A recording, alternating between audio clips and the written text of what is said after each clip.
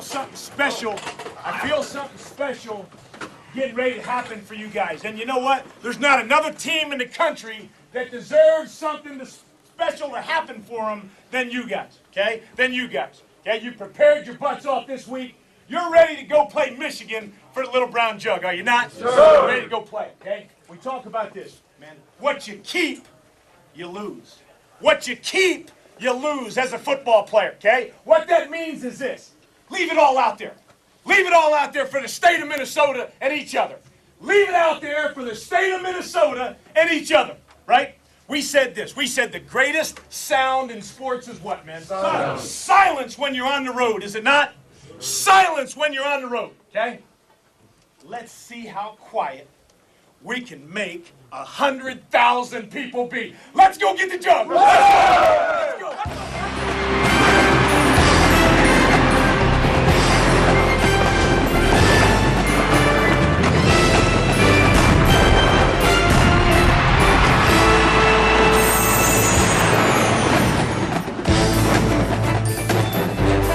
Well, right now it's not silent. Here come the Michigan Wolverines. ESPN College Football presented by Best Buy. And today, the red-hot Wolverines are back inside the big house. They're going to try to win their 7th straight and hold on to the Little Brown Jug. They're hosting the Golden Gophers of Minnesota, out of bowl contention, but hungry for an upset. After an 0-2 start, Michigan has gone on a tear. They're tied atop the Big Ten with Ohio State. And with the Buckeyes still on their schedule, the Wolverines control their own destiny. Hi again, everybody. Welcome to Ann Arbor, Michigan. Alongside the coach, Bill Curry, I'm Clay Matvick. And this is going to be a good one today. The Little Brown Jug is at stake. But for these two teams, there is more than just that at stake. Oh, yeah. If you're Michigan, this is the Big Ten championship. You got to win these games if you're going to try to get into the Rose Bowl. For Minnesota, it's a chance to sort of salvage a dismal season. A win against Michigan would be big. And ironically, because Minnesota moves the ball so well, they got a shot. Well, Chad Henne will not start at quarterback for the Wolverines today. That means that both teams will be going with freshman quarterback. A redshirt freshman, Adam Weber, is going for Minnesota. He's put up some pretty good numbers. Oh, man, he's the #1 freshman quarterback in America in terms of yards. 2,046 yards on the season, 19 touchdowns, temper that with 15 interceptions. He's also the second leading rusher on the team with 410 yards. He has a lot of experience for a freshman. His counterpart, Ryan Mallett, on the other hand, only has 2 starts. He doesn't have nearly as many plays. He's still struggling with the basics. He's a true freshman. Remember, the other guy's got a year on him, and more importantly, the other guy, Adam Weber, has played 609 reps. Mallett only 227. That is huge when you're a freshman quarterback. Well, the last time Minnesota was here 2 years ago, they won the Little Brown Jug. Last year, Michigan took it back in the game in Minneapolis. The oldest trophy in college football in safekeeping for now, and it's on the line next.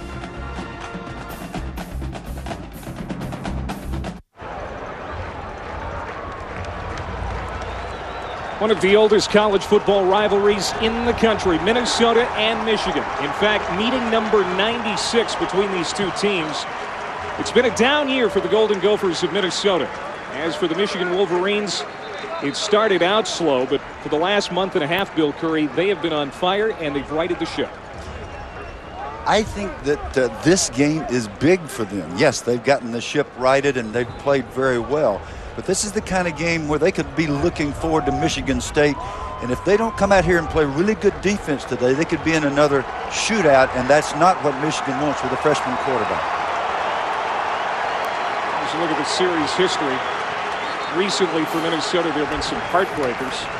But a couple of years ago they actually won here at Michigan Stadium and had control of the Little Brown Jug for 1 year. Michigan taking it back. Annual rematch in Minneapolis. Minnesota has won the toss. And Minnesota will actually receive here to start in the south end zone. Kicking off, Brian Wright, the redshirt freshman out of Salem, Ohio for the Wolverines, and bang, we're underway. Into the end zone, and not taking any chances, Marcus Sherrills, and there'll be a touchback. The Gophers will start first down at 10 at the 20-yard line. Well, Adam Weber is the guy we talked about moments ago, Coach. 19 touchdown passes on the year, but also 15 interceptions. He's a redshirt freshman. He's still learning on the job. There's no better way than to be on the job, but you do have to suffer through those 15 interceptions, and one would hope that he has learned from those experiences. The Gophers are looking ahead, and Weber is the quarterback they think could lead them to better days and years to come. He's out of the gun to start. Little inside handoff. And it's Amir Penix out over the 26-yard line. Obi Azay with the tackle. Actually, that was DeJuan Bennett. The Best Buy starting lineups, both youth and experience on that Minnesota line. They have allowed only 6 sacks, so that bodes well. They do have a couple of seniors. Brinkhouse is the center who anchors everything. The Gophers can move the ball. Weber throws to 2 guys primarily, Decker and Wheelwright. They have 70% of the team's touchdown catches. Again, it's Bennett. Has some room and has enough for the first down. Out over the 35 to the 36. Jamar Adams and Azay combine on the tackle. Ron English is the Michigan defensive coordinator. He calls number 97, Will Johnson, his best technician up front. He's a run stopper. Number 2, Sean Crable, is called the Cheetah. He plays a hybrid position, rush end and linebacker. He's second in the nation in tackles for loss. And the Wolverines have 12 interceptions. Morgan Trent is a good one at corner. They think he's going to be a first-round draft pick someday. Weber on first down. Nobody home here in the flat and almost intercepted. Lands incomplete. Brandon Harrison, the nickelback, almost brought that one back. There was nobody in front of him if he could have got to it. The throw was lofted because Will Johnson, number 97, got his hands up and forced just a really very poor screen pass. You're right, sure could have been picked off. There's a look at Tim Brewster in his first year as the head coach at Minnesota. It's been a tough year, just 1 win on the season. And last week they got beat at home by North Dakota State. A handoff inside. Amir Penix is dropped. It looks like it's a loss of 1 on the play. The weak side linebacker, Chris Graham, the first one there. He's a senior out of Indianapolis. Lloyd Carr, it's been an interesting year for him as well. It started out so poorly. The loss here at home to Appalachian State. Then the next week, a loss to Oregon. But since then, he's really kept things glued together. Well, he's a stable guy. He's been doing this a long time. Third down situation for the University of Minnesota. Weber out of the gun. 3-step drop. Cox fires over the middle. In and out of the hands of the intended receiver at the 45-yard line. Brandon Graham, the defensive end, got pressure on Weber, and it lands incomplete. Brandon Graham on the stunt. Tremendous hit. I'll tell you, Weber really took a shot in the stern. That was Ralph Spry, the receiver, the number 4 wideout for Minnesota. He took a shot himself. On the return, Greg Matthews taken down at the 33-yard line, and that's where we'll take a look at the Michigan offense for the first time. And Ryan Mallett is going to be the starter today at quarterback. Chad Henne banged up. This will be the 3rd start this season for Mallett, a true freshman out of Texarkana. It's a pretty big stage for this young man, Coach. Very big stage, but he should be getting accustomed to it now. He really has struggled with simple basics. And that was the big step that Michigan wanted to take with him this week. On first down at 10, Mallett hands off to Carlos Brown, also getting a chance to shine here today. Wolverines' offensive line is anchored by 5th-year senior left tackle Jake Long, arguably the best offensive lineman in the country. Carlos Brown will be the feature back today with Mike Hart still hobbled by that high ankle sprain. He had 113 yards against Illinois last week. Showed signs of what he can do when Hart's not in the game. He has great speed. Brown, a sophomore out of Franklin, Georgia. He's the lone setback as Mallett is under the gun. Little play action, rolling to his right. Mallett has a man wide open. It's Adrian Arrington. Out across midfield and down at the 49-yard line. Ryan Collado, the right cornerback, made the tackle. It's a gain of 14 on the play. Here's what Mallett brings to the job that you don't have to coach. It is a kind of accuracy on the run. Doesn't have to have his feet set a certain way. He just flicks it out there, and it's a perfect throw. Mallett, 46% completion rating. He has 3 touchdowns, 3 picks. A true freshman playing in his 8th game, making his 3rd start on 1st and 10. Good job by the Minnesota run defense.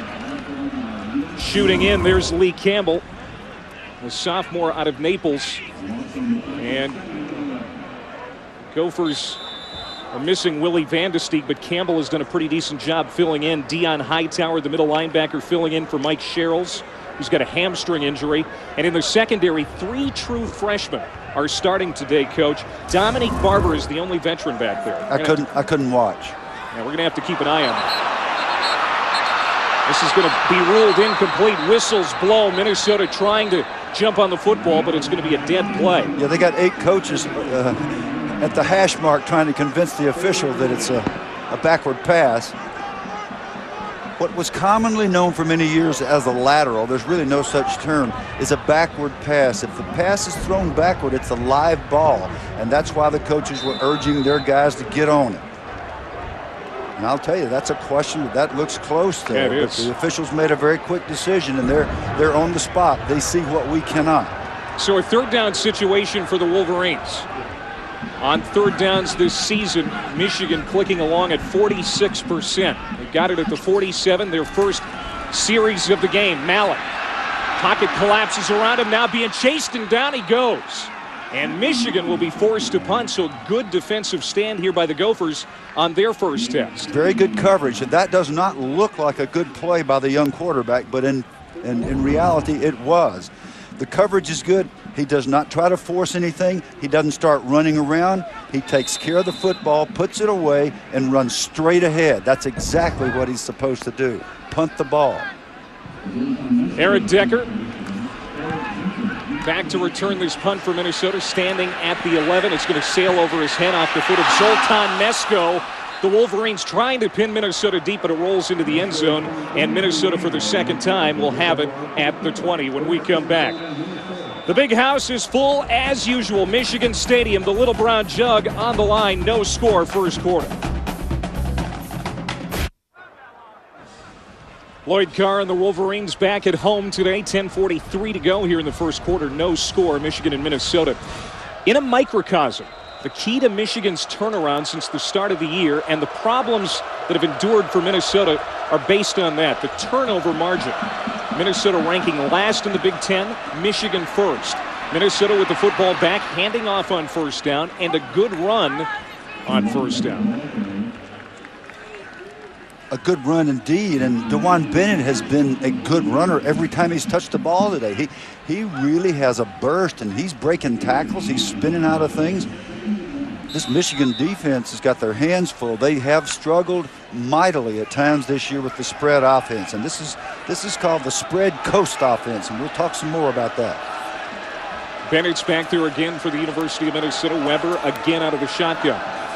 On 2nd down and short, it is Bennett, and he's got enough for the 1st down. Now the Gophers have had a fairly healthy season, but last week they lost sophomore running back Jay Thomas for the rest of the season to a right knee injury. So Bennett is the guy that will do most of the mail carrying today.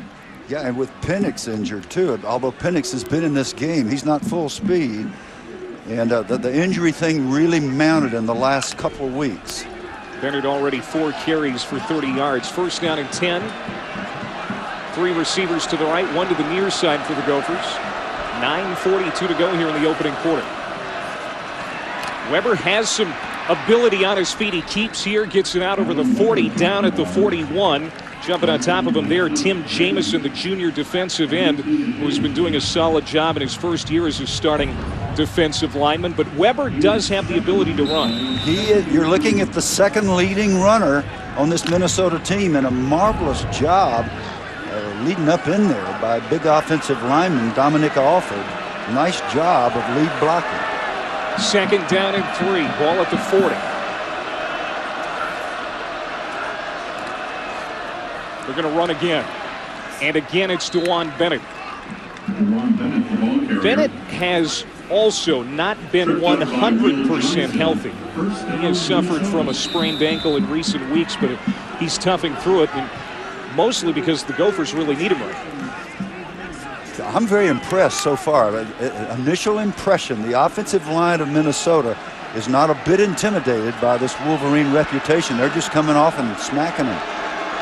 As advertised, the Gophers can move the football. First down and 10 over the middle. Man wide open, and it's caught. Eric Decker over the middle. The sophomore out of Cold Spring, Minnesota, having one of the best receiving seasons in Minnesota history. Tackled by Chris Graham, but not before a gain of 22 and another Minnesota first down. This is the 54th catch of the year by Decker. Excellent protection by offensive line that has been providing excellent protection all year long. The deep developing dig pattern, perfect throw from Weber. Leads the team in receptions, second in the Big Ten, 6.6 a game. Weber trying to cut the corner on the right side. Has it up for the first down, dives inside the 20. And Minnesota in Michigan's red zone and banging on the door. Engelmann made the stop, and so did Obieze. This is what makes the misdirection offense of the spread so dangerous. Now there's Sean Crable with a big reputation, and he's having a marvelous year. His job was to contain that quarterback, and he did not get that job done. He sank down inside with the fake. He took the bait. First and 10 at the 18. The Gophers moving the ball. Here's DeJuan Bennett. Inside handoff. Has it inside the 15-yard line. Azay, the middle linebacker, again there to wrap him up. Now, the Gophers, coach, were more of a power run offense under Glenn Mason, but under Tim Brewster and offensive coordinator Mike Dunbar, it is a spread offense. You see different ways to attack a defense out of these Gophers. Well, I really like the terminology, spread coast. It's a combination of the spread and the West Coast, which means we're going to pound it at you. 4 receivers set again, and again Weber keeps. Down to the 12. Now the offensive line I mentioned a moment ago, I want to talk about the backs a little bit. DeJuan Bennett and Adam Weber, the two backs that have been prominent in this attack so far today, neither of them has gone down at the first tackle yet. They drag people, they make extra yards, and here's the first crucial third down situation for the Gophers to try to keep this drive alive. Third down and 4 at the 12. Ernie Wheelwright, one of the top receivers, down at the bottom of your screen for Minnesota. Little play action. Pass incomplete. Trey Herndon, the freshman out of Jacksonville, Florida, the number 3 receiver for Minnesota, the intended target there, lands incomplete.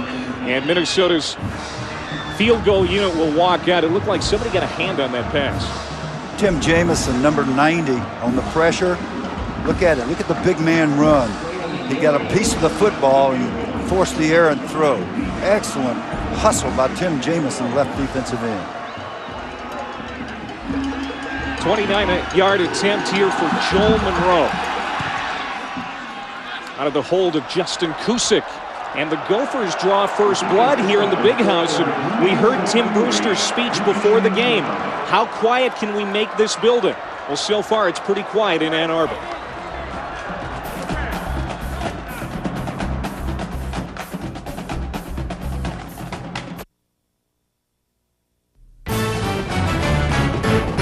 This presentation of college football brought to you by Best Buy. For a complete home theater experience, get HD done right at Best Buy. Saturn, with 5 totally new models, it's just something to rethink about. Saturn. And Diet Dr. Pepper. Treat yourself to the rich, decadent taste. There's nothing diet about it. Now Minnesota has come to play here in Ann Arbor. 10 plays, 68-yard drive. Results in a 29-yard field goal by Joel Monroe, and the Gophers are on top 3-0 with 6.5 minutes to go here in the opening quarter. Carlos Brown is back to return this kick for Minnesota.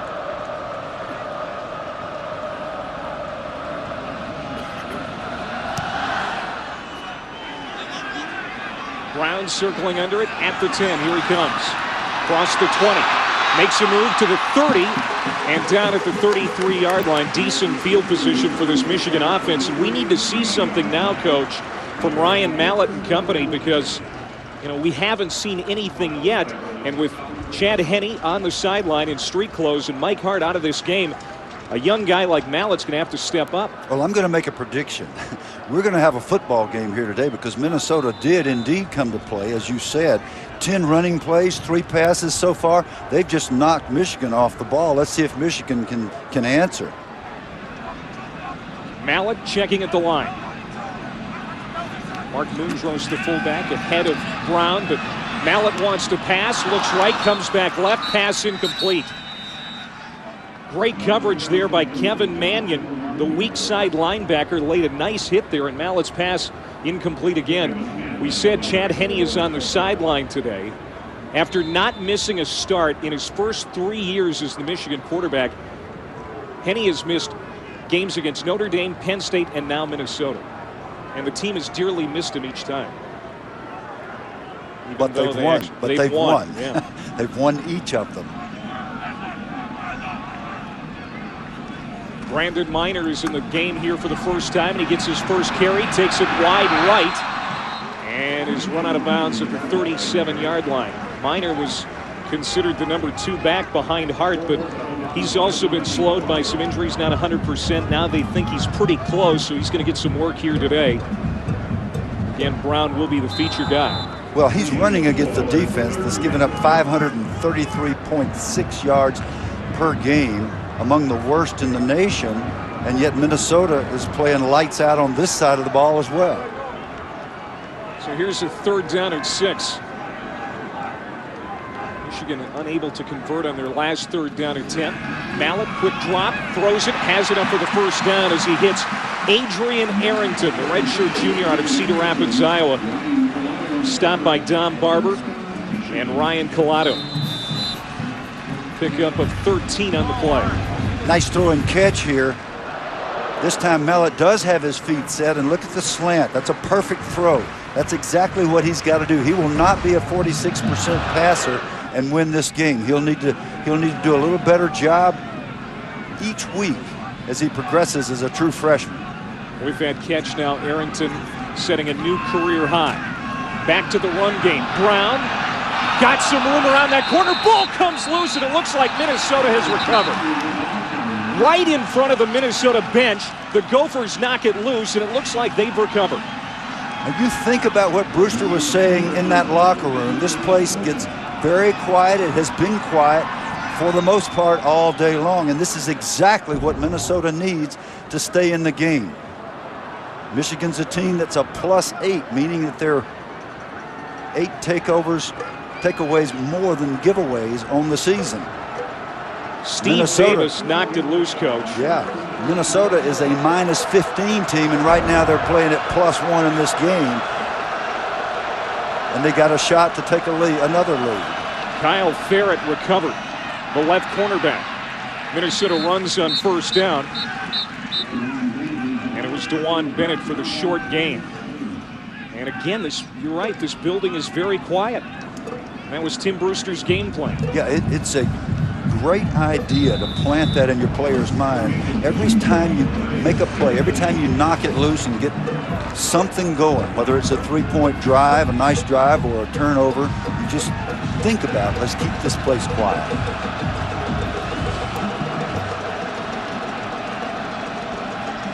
Second and 8. Weber. Nice pass and catch. Wow. Eric Decker, another 1st down, and the Gophers continue to move the chains.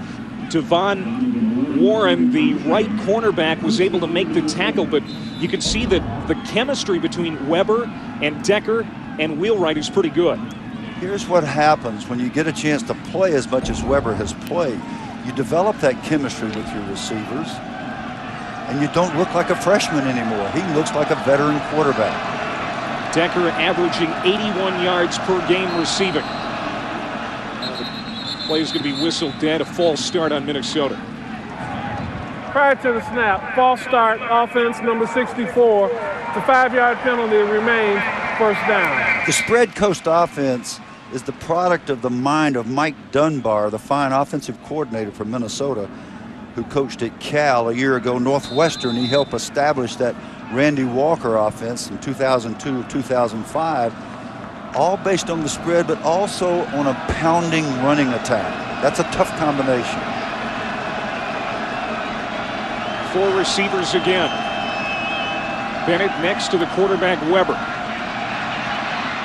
Off his back foot, threw it out, and lands incomplete. He was trying to hit Bennett coming out of the backfield. It's going to bring up 2nd down and 15. Really nice job by the middle linebacker, Eze there. Number 45. Michigan is just not going to let Minnesota throw screens. Eze's right in the middle of it. He had to throw it away. And that's good poise and presence by the freshman quarterback. Now the Gophers' offensive unit has been real good at times this season. In fact, they ranked 25th in the nation in total offense. 438 yards per game. Trying to move the football here on 2nd and 15. Weber gets in trouble, and he's down. Down at the 44-yard line. And it was Crable and Brandon Graham combining on the loss. This is an offensive line that's only given up 6 sacks on the year, among the best in the country. But there's immediate pressure from Crable. No chance for Weber to adjust and set his feet. So again, he showed presence that time by simply taking the sack and not taking a stupid chance. How good is Crable? I mean, very. Talked about his tackles for loss, 2nd in the nation coming in, and he's got one there again. 3rd down and 18. Minnesota 0 for 2 so far on 3rd downs today. Low snap. Weber brings it up, wants to throw it to the right sideline, lands incomplete. He was trying to hit Decker. It was underthrown, and it looks like Decker might be hurt on that Minnesota sideline. There's also a penalty marker now.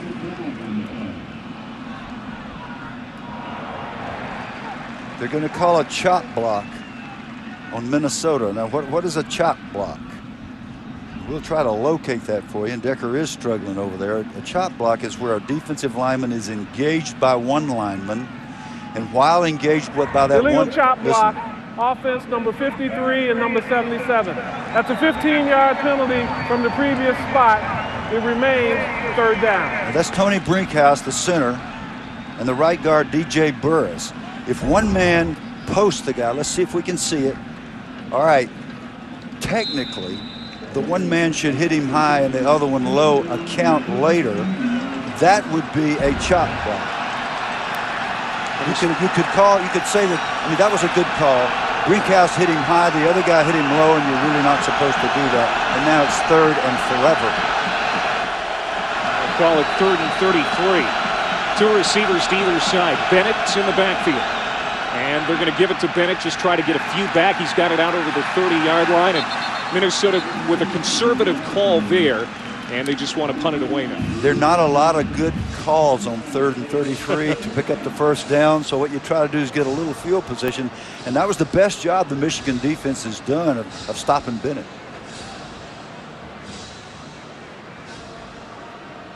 So Greg Matthews is back to return this kick. He's at the 30. Justin Kusick, who ranks 2nd in the Big Ten with a 44-yard average per punt. It's Matthews with the catch at the 39, and that's where Michigan will have it when we come back. Minnesota has kept this building pretty quiet so far. It's 3-0 Gophers.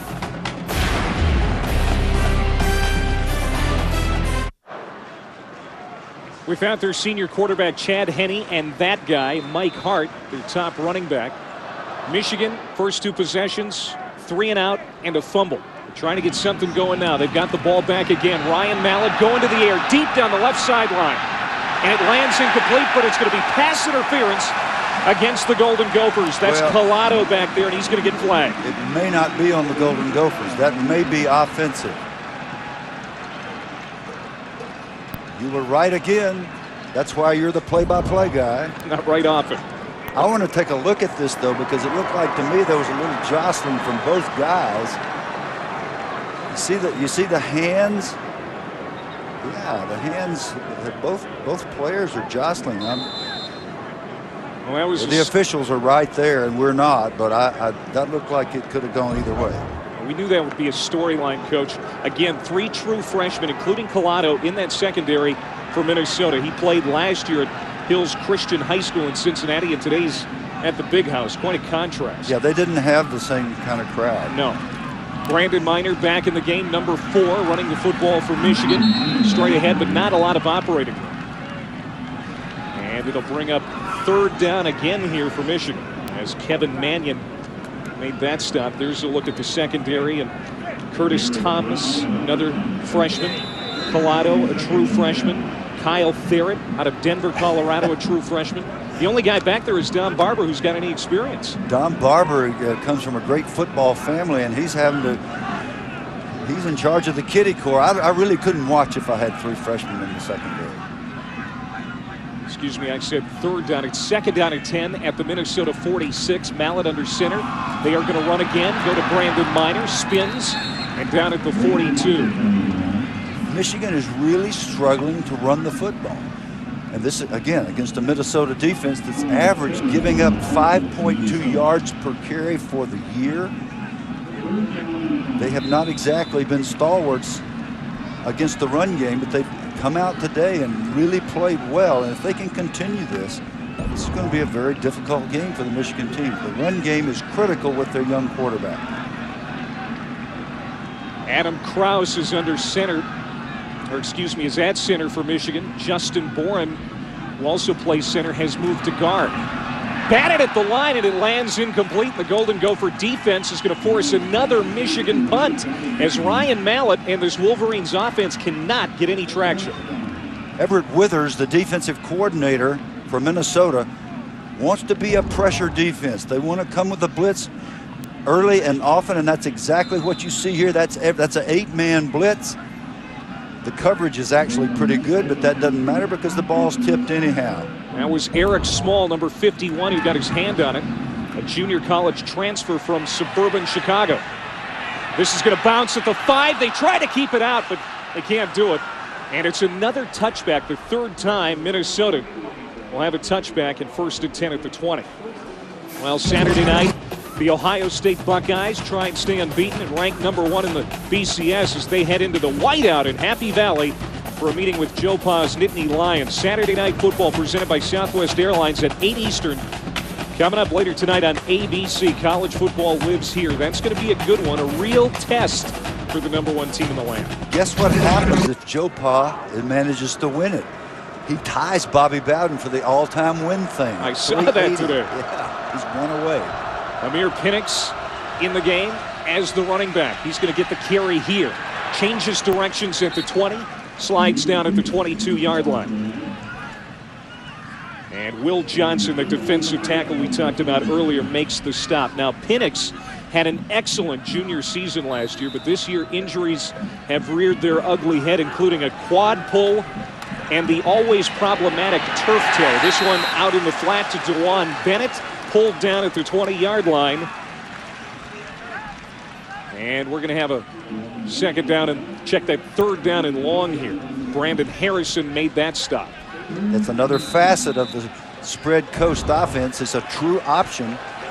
Running to the left, and it's simply a quarterback reading on the pitch man. And look at the blue shirts. Excellent job of stringing it out. Crable's there. He's just a cleanup guy, though. Everybody played responsibility football. Nice option defense. 8 seconds to go here in the opening quarter, and we got a timeout call. Now, the Michigan Wolverines have been beaten here at home already this season, once by Oregon, but in the season opener, they were stunned by Appalachian State. And, you know, I'm sure there are fans in this building already that are having flashbacks to that day. Well, Appalachian State does a nice job, not just with the spread offense, but they got skill. Look at the speed. Wow. Final in that one, 34-32. That game, of course, kind of set the tone for the entire season. It's been one upset after another this year. That was just the first of many. It seems like every team that gets the number 5 ranking in the country goes down. At that time, Michigan was number 5. App State beat them. Yeah, but people think that was such a huge upset, and of course it was, but I think the Stanford Southern California upset was even bigger. Third down at 10. Crowd getting into it. Weber comes to the near side. Ernie Wheelwright makes the catch. Still on his feet. Steps out of bounds. And I don't know where they're going to spot this. He was trying to get to the 30-yard line for a first down. Donovan Warren kind of guided him out. We'll see where they spot it. Donovan Warren is a guy that Ron English is really high on. He's a true freshman from San Diego, and Coach English says this guy's going to be a #1 draft choice in the National Football League. That's short, so Minnesota will have to punt. Justin Kusick will come back on. So Michigan's defense needed a little lift here just before the end of the first quarter. Looks like they got it. Greg Matthews back to return this kick. This will be the last play of the quarter. Matthews finds some running room on the right side. Now to the 40, to the 45, spins and pulled down at the 50-yard line. Good field position for the Wolverines to start the second quarter. But a good start for Minnesota. They have the lead after one, 3-0, and on the road with the Little Brown Jug on the line. It is a wonderful start for the Golden Gophers. I promise you, Brewster is just thrilled at this point. Now the Wolverines came out into the big house trying to make a statement right away, but it's been the Minnesota Golden Gophers who'll put up the only points so far today.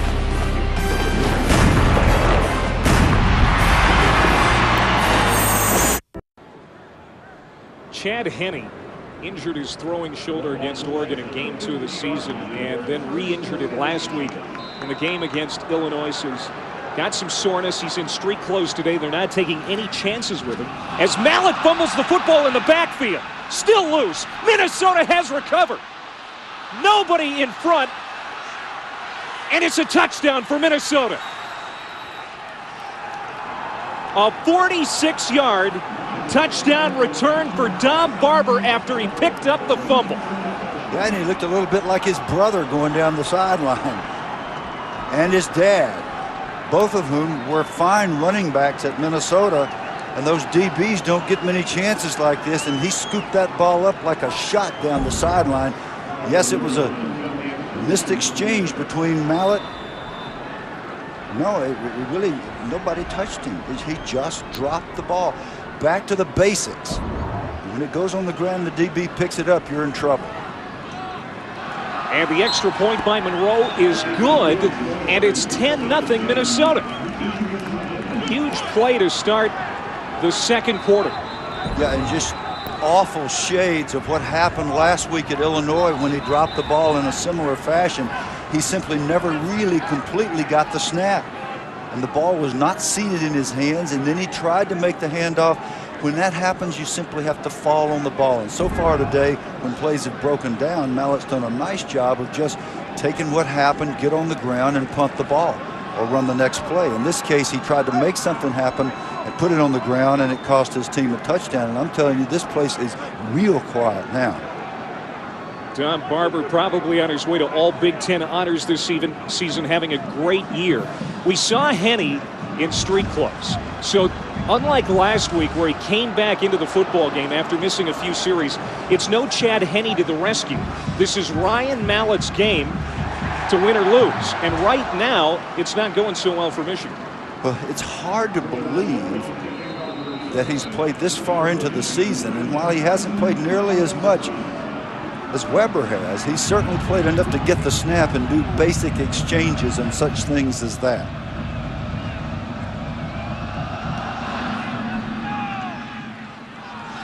Here's Carlos Brown again at the 5. He would love to get some decent field position here, but some good coverage by the Golden Gophers. Out to the 21, that's where Michigan will start it. Look at that turnover margin.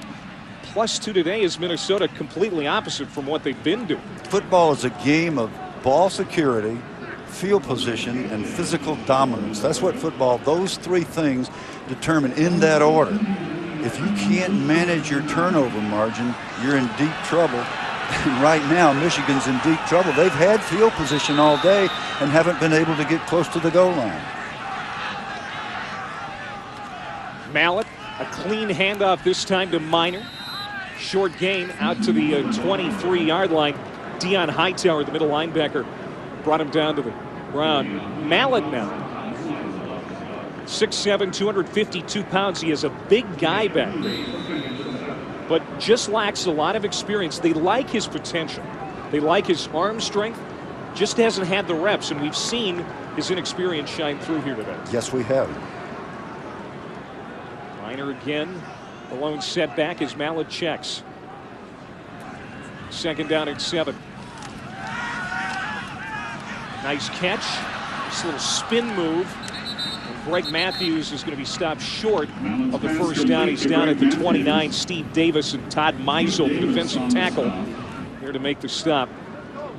Last year, the Wolverines won their first 11 games, and injuries were very few for this team. It was easy to keep the morale up. This year, it's been more of a challenge for everybody. 2 losses to start the season, and then key injuries to guys like Henny and Hart. Yeah, but some people have really stepped up big and played very well in the last 6 games. On third down and 1, Minor finds a hole on the left side, gets it out to the 34-yard line.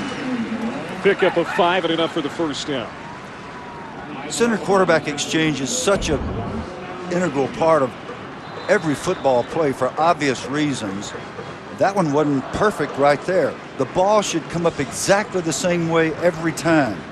Michigan has an interesting situation in Adam Krause and Justin Boren each play center, but Boren's left-handed, and it's a different kind of exchange. So you see Krause in there now, number 57, because he snaps it with his right hand.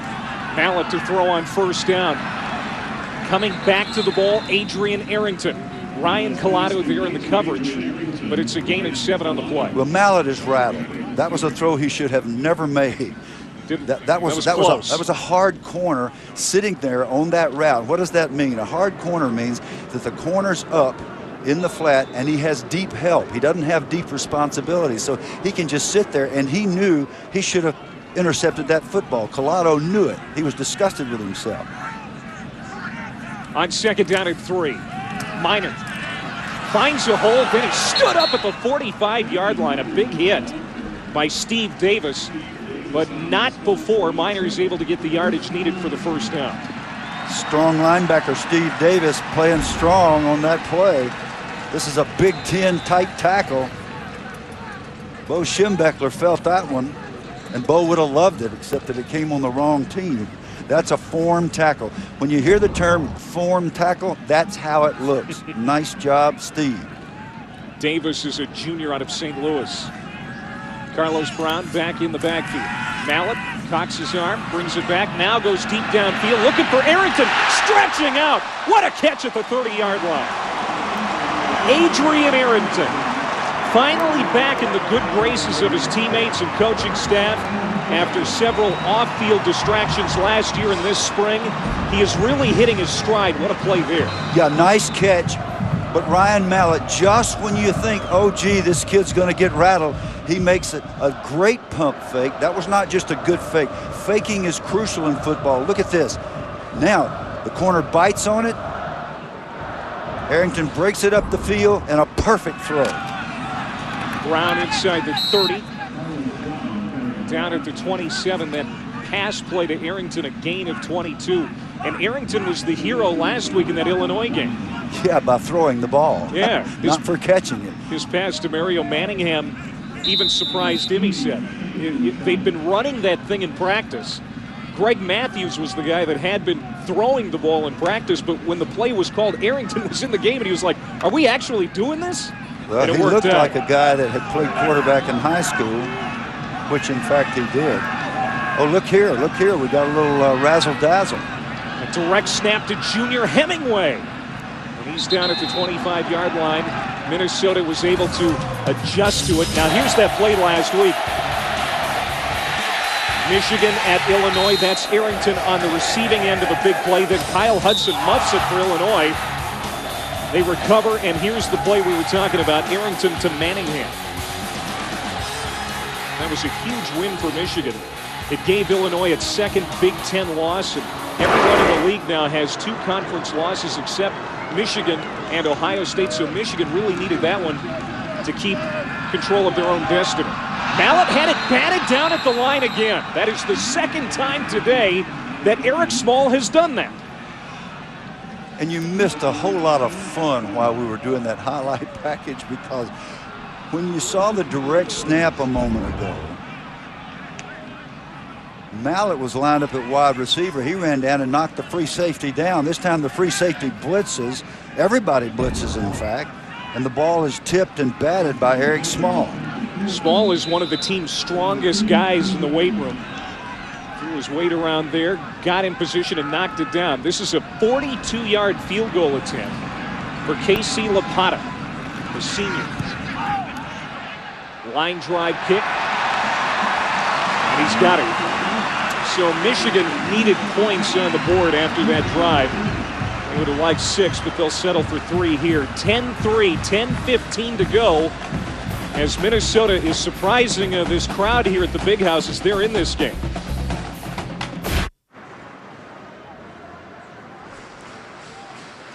Alongside Bill Curry, I'm Clay Mathick back in Ann Arbor. Minnesota has come to play today, leading 10-3, 10-15 to go here in the second quarter. And the Little Brown Jug is on the line. It's the oldest, probably most famous college football trophy. Right now, Michigan has possession after a win last year in Minneapolis.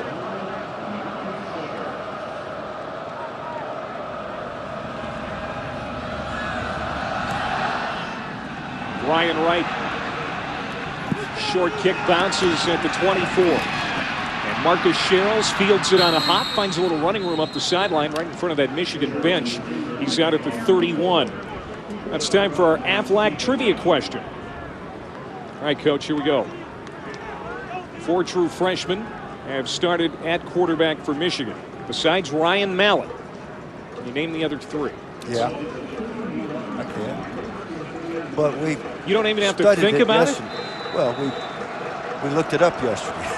You're not supposed to tell them that. I knew one of them without any help. The answer coming up. DeJuan Bennett. Delayed handoff. Finds the seam out over the 40 to the 43 and couldn't stay in bounds out at the 44-yard line. Brandon Engelman knocked him out, but a great run by DeJuan Bennett and some good blocking up front by that Minnesota offensive line. Just a great job of turning the cheetah, Sean Crable, out. Dominic Alford, number 76, the right tackle, is having a heck of a day. He pulled and led up inside to the other side of the line, and that time did a nice job on his side. And nobody has tackled Bennett without him gaining extra yards yet. 1st and 10. Weber wants to throw again over the middle, and it almost was intercepted at the 33-yard line. Jamar Adams has done a great job in pass defense this year, leading the team in pass breakups, a couple of interceptions, almost had number 3 right there. Yeah, he's had 9 pass breakups this year, and he's a real role model. They call him Preacher. He's a man of very strong convictions and leads a Bible study in his apartment every Tuesday night. Just a wonderful young man. Jamar Adams, number 22.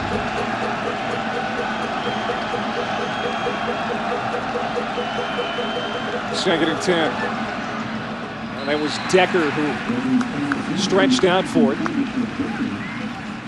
Miscommunication perhaps on that play. It's going to bring up 3rd and 10 now for the Gophers. Yeah, and Decker stretched out for it. Had he caught it, he was in for another serious lick by Terrence Taylor. Excellent recognition of screens. Terrence Taylor's a defensive tackle. He made contact with his blocker, immediately sniffed out what was happening and turned and ran toward the play. Minnesota 47% this season on 3rd downs, but today having trouble 0 for 4 so far. Crowd again getting amped up. Weber tried to find Decker again. Penalty flag comes in. And pleading his case is Warren. We'll see if he's going to fall on deaf ears or Very he actually deaf. has a case. Very deaf. No, he had a hand on the back of the receiver, and this is something that Donovan will have to learn. He's a young player as well. We've talked a lot about the youth of the quarterbacks. Well, being a young corner is a very difficult thing as well. Again, fine protection, and on the slant, you can see that right hand was on the side of the receiver, shoving Decker just ever so slightly. That's going to be called every time. Now, Warren is a true freshman starting in the secondary, but unlike Minnesota's situation, Warren has 3 upperclassmen back there to help him out. That's right. It's just a reciprocal over there with Barber. So Minnesota gets a break, 1st down and 10. Weber, little inside look again. And down at the 41 is Bennett. And talking with Tim Brewster this week, Coach, he thinks that Bennett has the tools to be a big-time Big Ten back someday. From what you've seen here today, would you agree that he's got some of the makeup? I think he's a big-time Big Ten back right now. I don't think he has to wait. I think he's a heck of a player. If he can do this all day, he's going to make a lot of yards. He's among the 10 true freshmen to play this season for Minnesota. Weber's going to keep it. Ball comes loose, and Michigan has it now. Now, we talked about Minnesota's turnover problem this season, and that is turnover number 24 on the year for the Golden Gophers. Yeah, their turnover margin is minus 15 coming in. They've gotten 2 turnovers today, which is a real good thing for them. That has not been their habit. You can't see that Weber was careless with the ball, but it was punched out somewhere in the middle of all that. Chris Graham knocked it loose. Brandon Graham recovered. No relation. I couldn't see Chris Graham's number. Nice job by Graham to knock it out. Well, this is exactly what the Wolverines needed. Mallett and that offensive unit going back to work. And Brown out over the 40. Steve Davis brings him down at the 42. Yeah, and they like to run to their left, although they don't try to make a living just running one way. But Jake Long, the ever-present great offensive lineman, and really I don't know that I've ever come to Michigan and heard anybody extolled so much for his leadership and the quality of human being as Jake Long. He is really respected by his coaches and teammates. Mel Kiper has him as the number 2 overall pick in the next NFL draft. Penalty markers down again. Looks like offside. Now Long is quite a story. 2-time captain. And he is going to Prior to the snap, false start, offense number 65. That's a 5-yard penalty. It remains second down. So a false start on Michigan. There's a look at Long, 5th-year senior out of Lapeer, Michigan. His arms are bigger than my legs. He must have a problem in the morning getting up and putting his arms down his pants legs. Look at his arms. Forget the stuff on his arms. Look at the biceps. It takes a little more ink to tattoo an arm like that than the average arm. It takes a truckload. Mallett looking to the right, throws it out there. That's Greg Matthews who brings it in, takes a knock, stays on his feet, and he's toppled at the 41-yard line. Greg Matthews is a durable receiver out there. Hightower finally brought him down. It's going to bring up 3rd and about 6. Wow. That is the definition of pass protection. When you're the aggressor and you're the pass rusher and you get knocked down and then the guy runs over to your position and smiling and talking to you after he just hammers you to the ground, that's embarrassing. Yeah, he makes it look too easy. Lee Campbell can't be happy. 3rd and 7. Wide open is Manningham. Bobbles it and catches it down at the 11. What a grab by Mario Manningham. The team's leader in every receiving category. He shows you why there. We've seen 2 great catches now by Michigan receivers. One by Arrington and that one now by Mario Manningham. Well, the catch is very nice. It really is. The throw is even better. Look, he guns this thing. But the crucial thing that you can't see on the tape is Manningham's acceleration. He exploded when he saw that the ball was going to be beyond him. Great receivers do that. 44 yards on that hooker. Back to the ground, and Minor just bulling his way inside the 10, taking bodies with him. And now it feels like the energy is getting back here on this Michigan team. I wish you could see what happened in the last 5 yards of that route. It's the difference in regular mortals and people like Manningham. He is not he can fly. He's got to be a sub 4.4 guy. That burst at the end was the difference in getting the ball into this field position. 2nd and 2. Minor, his 8th carry of the day. This is going to go for a loss. Dion Hightower, who Tim Brewster says has twitch, which according to Brewster means he has the natural instinct to play that position. Makes a good stop here. I'll show you some instinct by Neil Allen, number 98, who beats the backside cutoff and does a great job of completely destroying the play. You just cannot allow that kind of penetration. Nice job by the big man from Marietta, Georgia. Allen is making his 3rd straight start at defensive tackle for Minnesota. Michigan 3 for 6 today on 3rd down. They've got a 3rd and 4 situation. Mallett out of the gun, looking to the end zone. Lofts it to the corner. He was trying to hook up there with Arrington, and it fails to click. No, he threw it away. He really did. He didn't want to take a chance down there in this field position. And as much as you'd like to force something in there, he showed some wisdom and some maturity.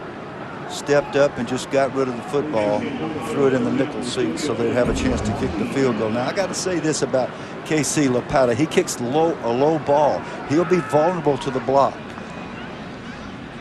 Lapata from 26. And his 2nd field goal of the day, and it's 10-6 Minnesota. That's got to be a moral victory for the Golden Gophers. Yeah, that was a nice stop for them. Very nice. 6:16 to go before half. It's a 4-point game.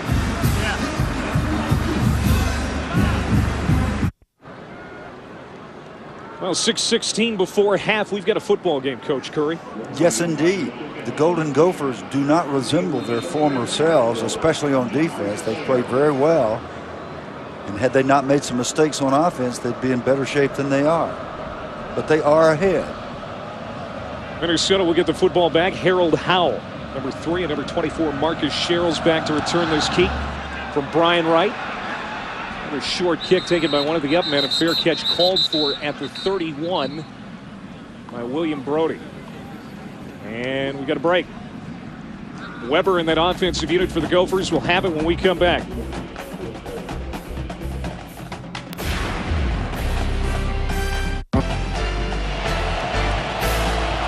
.6:12 to go before half. 10-6 Golden Gophers. 1st and 10 for Minnesota at their own 31. Weber out of the gun. Play action. Looking over the middle. Tipped and incomplete. And getting his hand on it. Obieze and Tim Jamison with the pressure. The spread coast offense has got built-in answers to defensive structures. That time, Michigan's defense tricked the young quarterback Weber. They lined up as if they were going to play man-free, dropped into a 3 deep, and he had no place to go with it. DeJuan Bennett is toppled after a gain of 2. Most of the calls are made at the line of scrimmage by the quarterback.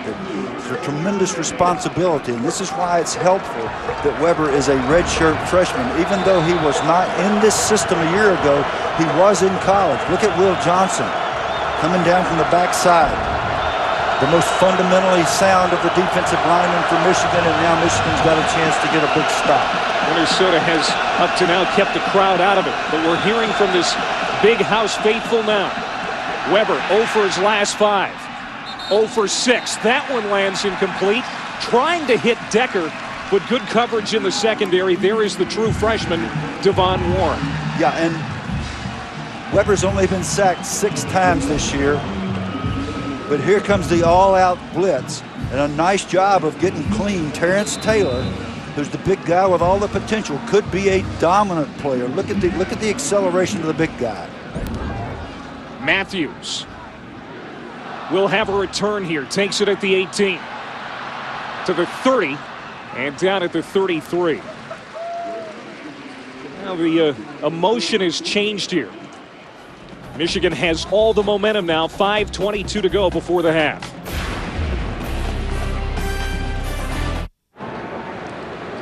Number 20, Michigan, trailing Minnesota 10-6. A few minutes here before half. And Chad Henne, Mike Hart, both out of the game today for Michigan. I think the way this one started, there were probably some people here in this building who thought maybe that wasn't a wise move to rest those guys, but it seems like Michigan's getting some momentum back here now, Coach Curry. Yeah, but they're behind. Yes, they are now. Mallett in trouble, directing traffic. Trying to run away, but is caught from behind at the 39-yard line. And it's Garrett Brown who brings Mallett down. It's been a tough first half for Mallett.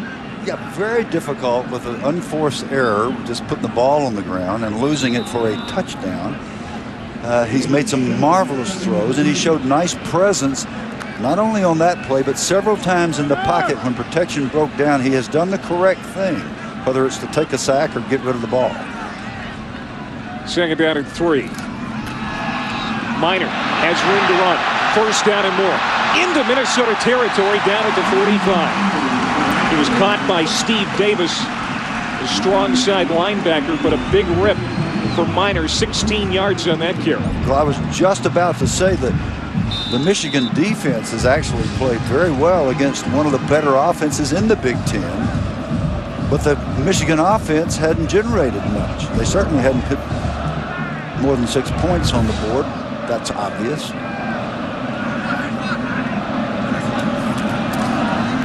Minor again. Go to the right side this time. It seems like this Michigan offensive line is starting to take control. Yeah, Mr. Versatility, number 52, Stephen Schilling, the right tackle, just made a great form block. We talked about the form tackle a few moments ago. The Schilling right there. Watch the right tackle come off the ball, get right in the middle of his guy. Right there. Now drive. Watch the feet move. You can get away with having your arms extended like that now. That's within the rules. Nice job. Carlos Brown back in as he and Minor are taking turns. Decent run on first down, a pickup of 4. And Jake Long just wearing people out, wearing them like a shirt, ending up on top of them on the ground, and that's why the NFL people think so much of him. They like people who finish blocks. He's a front runner for both the Lombardi and Outland trophies. And we talked about it. Mel Kiper thinks he's going to be the number 2 pick in the upcoming draft. Glenn Dorsey, the defensive tackle from LSU, is the only guy that he has ranked higher right now. He's pretty good. Yeah, he's good too. Mallett. That's incomplete. He was trying to hit Arrington in full stride going toward the end zone. Lands incomplete. Yeah, that was forced by the free safety coming over, Curtis Thomas, number 9. He forced Mallett. See, because of his depth and he's properly located, he forced Mallett to think that he had to gun that ball in. He couldn't loft it and lay it up because Thomas would have gotten there, and that's what good free safeties do. So the true freshman free safety saved a touchdown there by being in the right place at the right time. Nice secondary work. This is another big third down for Michigan. They're 3 for 7 today. Mallett to Manningham. What a nice spinning catch. Inside the 10, down at the 6. I got the game plan down now. If we can get our people to show us that route again, here's the game plan for Michigan. If in doubt, throw it up somewhere near Mario. Anywhere near him. This one's over the wrong shoulder behind him, so he just pivots and does a 360, comes down with both feet in bounds. You only have to have one in college football. And another wonderful gain down to the 5. First and goal at the 6. Penalty flags come in. Like a false start on Michigan. All right, offense, number 70. It's a 5-yard penalty. It remains first down. That's the right guard, Jeremy Chula, junior out of Kennesaw, Georgia. One of 4 different players to start at right guard. Michigan has had 5 different line combos this year. That has been something that Lloyd Carr's had to deal with. Yeah, that's really tough because the O-line of all the areas in football need to be with each other.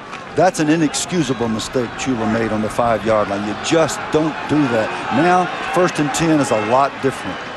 Third penalty against Michigan, 24 yards against. Here comes the blitz.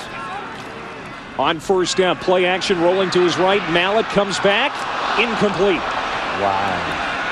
Some decent coverage in the end zone by Minnesota. Better than decent. I'll tell you, we'll take another look at this. If we can see the number of white shirts in the area. Cardinal rules. Cardinal rules. Never throw late, deep in the middle of the field. Never throw back across your body. This is just a wish and a prayer here. That's an interception in the making. Had anybody in the white shirt been in the area, it would have been an easy pick. So we see inconsistency from the young Mallett. Greg Matthews goes in motion. 4 receivers. They flare it out. It's Manningham trying to fight his way toward the end zone, and he's out at the 4. And it's going to bring up 3rd down. Now, I'll guarantee you, Tim Brewster's over there wondering, why hasn't this defense played like this all year? That was the veteran Dominique Barber on the tackle, and I'm not exactly sure what Brewster's upset about. Well, there was a little pushing and shoving over there between a couple of the players. The Michigan player seemed to retaliate, and Brewster wants a flag.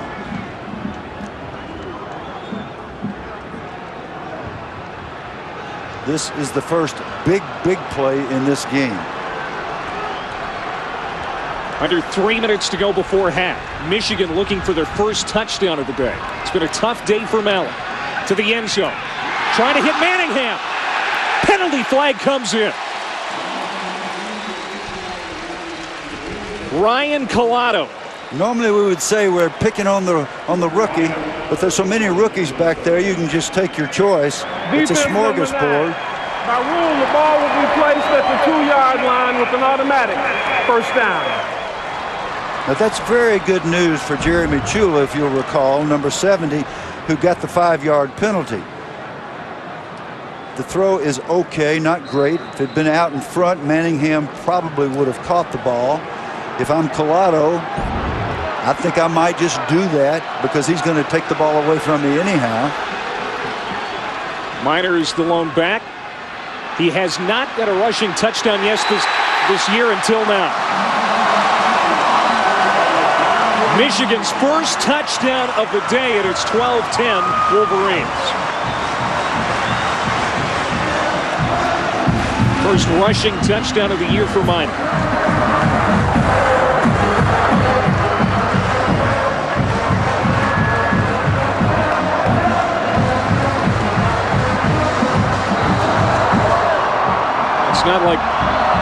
It's not like Mallet marched him right down. They got some breaks along the way, but it's the touchdown they've been looking for. Lapata on for the extra point, and it's good. 13-10 Michigan, a 9-play, 68-yard drive. They did get a couple of breaks, and they had some excellent running and balance by Minor, who should have been tackled in the backfield by Curtis Thomas. Well, I thought that was number 9 Thomas, but that was Hightower, the middle linebacker, and all Hightower had to do was to keep his feet. He was unblocked, clean, 5 yards in the backfield. You got to make that play. Deion Hightower, the junior from Arlington, Texas. And just before halftime, what can that do for a team? Well, what it does for Michigan right now, it puts them in the lead, and it means that the offense has actually shown some signs of life. The defense has been outstanding against the outstanding offense of Minnesota.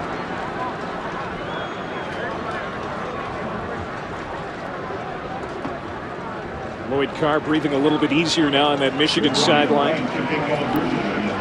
Tim Brewster. His Gophers are down for the first time today. It's Brian Wright. Harold Howell and Marcus Sherrill's back.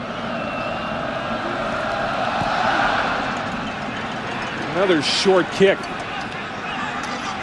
This is Howell to the 35. He can fly. Coming back, falls over his own feet at the 39-yard line. As soon as I said he can fly, the kid fell down, and there's not even a turf monster out there. That's regular grass.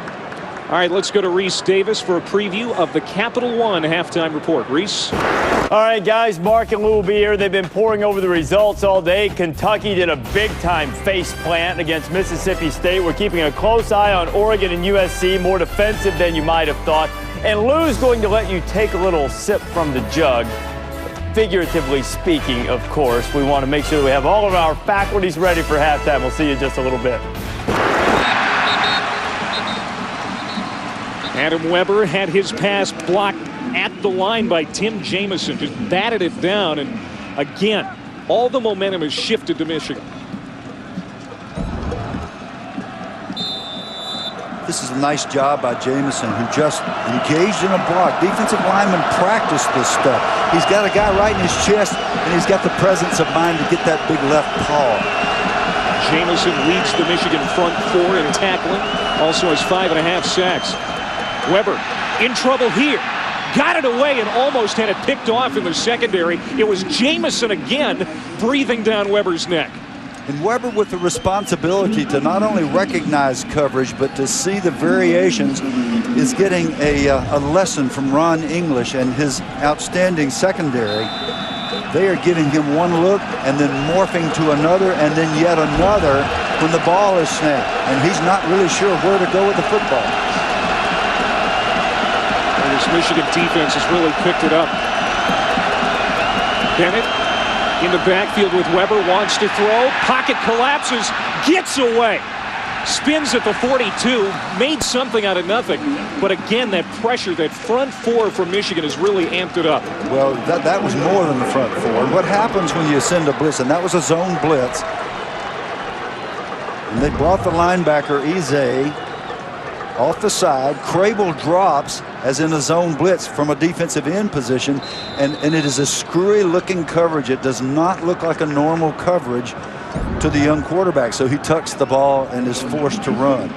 Nice job by Ron English and his defensive coaches of getting together a package of hard to recognize variations. Third punt today for Justin Kusick. Fair catch by Matthews at the 15. Let's revisit our Aflac trivia question for the day. 4 true freshmen have started at quarterback for Michigan besides Ryan Mallett. No, 3. What did I say? 4? 4 true freshmen have started at quarterback for Michigan besides Ryan Mallett. Name the other 3. Thank you for correcting me. Do you know? Now it's your time to shine here. I'll give you 1. Rick Leach. You're right, and Rich Hewitt was also on that list. And guess who? Chad Henne, who was outstanding as a true freshman. And that is really hard to do in the Big Ten, as Adam Weber is learning with these varied Michigan defenses. Here's Miner, who just scored that touchdown moments ago, out over the 20. Pulled down by his jersey at the 24-yard line. John Hazy and Willie Vandesteeg also in on the stop. And you're not going to see Michigan go into a 2-minute offense. You can hear the ooh and the disappointment from the crowd when they did not go to no huddle.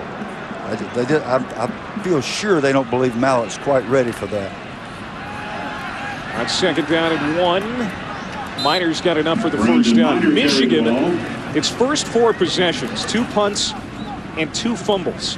The last 3, a couple of field goals and a touchdown. So even though they're not moving the football the way they'd like to, they've done some things offensively that have turned this game in their favor. Yeah, they've done some things. I think you said it exactly right. Mainly Manningham has made some great catches, and there have been a couple of decent runs, but the offensive line of Michigan is not dominating this Minnesota front. Little draw. Mallett lost it again. Still loose. Michigan has recovered at the 10. And there are 100,000 people in this building that just said, holy cow, what's going on? Like I said, Mallett not really ready for this prime time environment. He's careless with the football. Here again, Onwuachi gets loose. He gets off Schilling. It's a nice pass rush, but you don't give up the football just with a hit like that. And Michigan is very, very fortunate that Minnesota is not down here with the football about ready to punch in a touchdown. Derek Onwuachi has been battling an ankle injury, the sophomore out of Newhall, California. 6'5", 250. You'd never know that ankle's been bothering him. No, he really had a nice push and did a good job. Just beat Stephen Schilling, who's been the versatility guy. Now they're just going to let it run out. Mallett takes a knee, and that's going to do it for the first half. Michigan's going to go into the locker room with the lead, but boy, a lot of questions in that first half. Deep, deep concern about the poise and the capacity to take care of the football by their young freshman quarterback, Ryan Mallett. So Michigan 13, Minnesota 10 at the half. Let's go to Reese Davis in the studio with the Capital One halftime report. Michigan 13, Minnesota 10, just ready to start the second half. Now to vote for a Pontiac game-changing performance, log on to ESPN.com, keyword Pontiac, and here's our Pontiac game-changing performance. This is Dominique Barber, Minnesota strong safety, a 46-yard fumble return for a touchdown in that first half. That's really the biggest play of the game for Minnesota. They do not have an offensive touchdown. The Michigan defense has been the story of this game. They've taken the outstanding Minnesota offense that has been thriving all year and scoring points and making yards on everybody, and they've basically shut them down. Take a look at those first half stats and the passing yards. It's been a real tough day for Adam Weber, the redshirt freshman quarterback for Minnesota. He is 3 for 13 so far through the year. The Minnesota offense averages 438 yards per game. And so far today, they've had a grand total of 124 and 40 of them in the passing game. Weber's been confused by the variety of defensive deployment of Michigan. Now the ball is knocked off the tee. There is a little bit of wind whipping through Michigan Stadium. There was rain before the start of this game. Son, look up there at those flags. Yeah, that's not a little bit of wind. He's going to kick this ball in the stands. Watch him. See there? This is Brown to take it at the 5.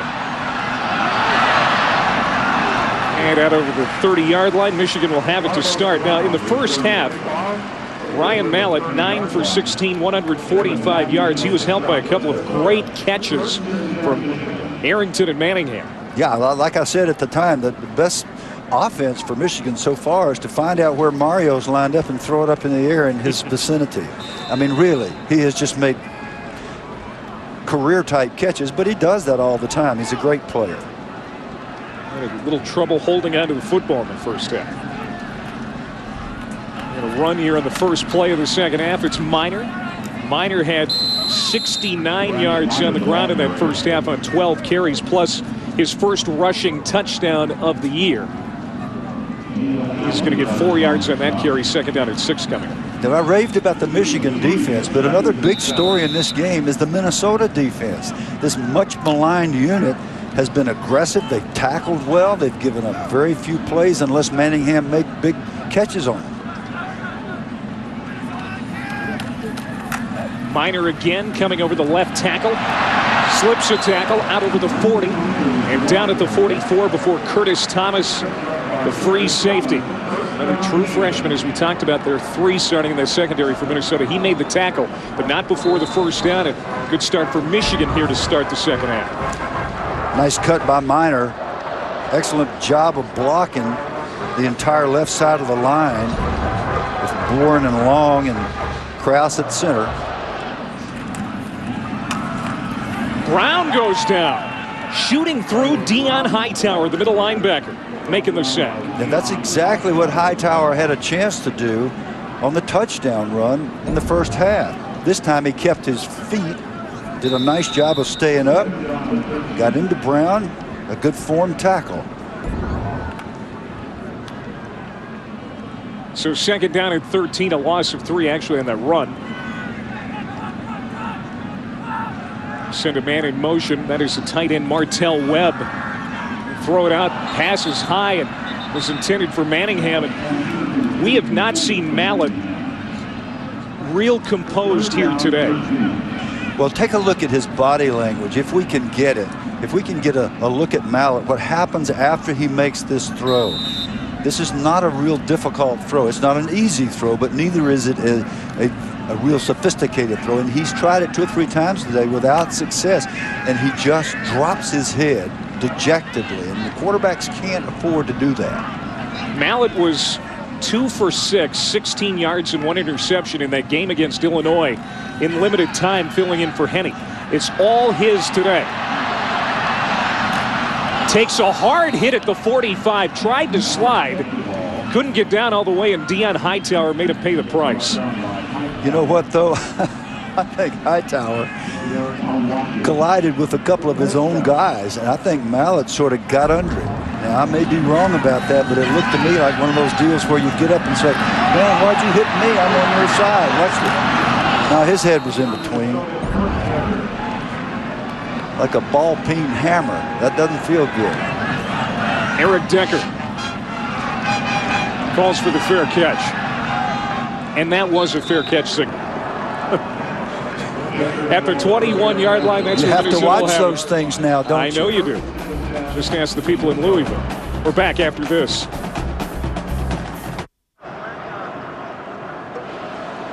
Minnesota coach Tim Brewster firing up his team on the sidelines after that defensive stand. Michigan forced to punt again. He spent 13 years under Mack Brown at North Carolina and Texas. He knows how to inspire his guys, and there's an inspiring run for the Golden Gophers. Out to the 41-yard line, it was DeJuan Bennett. Now, Clay, Minnesota has run the ball 10 times on first down. 7 of those, they have made first downs in that sequence. They've thrown the ball 6 times on first down, and only twice have they earned a first down. They're doing much better running the football, obviously. They're going to run it again. Right into the teeth of that Michigan defense. Not much there for DeJuan Bennett.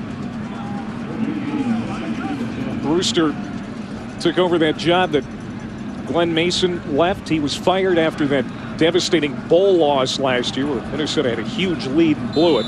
Brewster comes in, and this is his resume. We talked about his experiences under Mack Brown, and he feels that's the kind of stuff that has led him here. He really admires what Mack Brown has done in his career, and he's learned a lot from him. Ball is loose. Weber recovers. I don't know if Weber... Go ahead. I don't know if Weber wanted to hand off or if it was a play-action type thing. That's the risk of the read offense. This is a read play. He's looking at the defensive end, and he either puts the ball in the back stomach and leaves it, or he pulls it. And sometimes there's confusion between the two. If the back clamps over it and the quarterback is intending to pull it, that's when it goes on the ground. Now this is where Minnesota has struggled today on third down. They have not converted yet. They're 0 for 6. Here's 3rd and 14. Crowd getting into it. Weber. Deep down the middle of the field. Nobody home for the Golden Gophers. The closest receiver there was Eric Decker. This is not typical of what Michigan's been doing. You can see the entire field. They're lined up in an ordinary old 2-deep defense. They've got man on one side with zone on the other, so it's a combo coverage, and there was just nobody open. Matthews has some room to operate. He'll try and bring it back, but it quickly closes in on him. And Michigan will have it first down at 10 at the 21. Marcus Sherrill's the first one down there to make that tackle for Minnesota.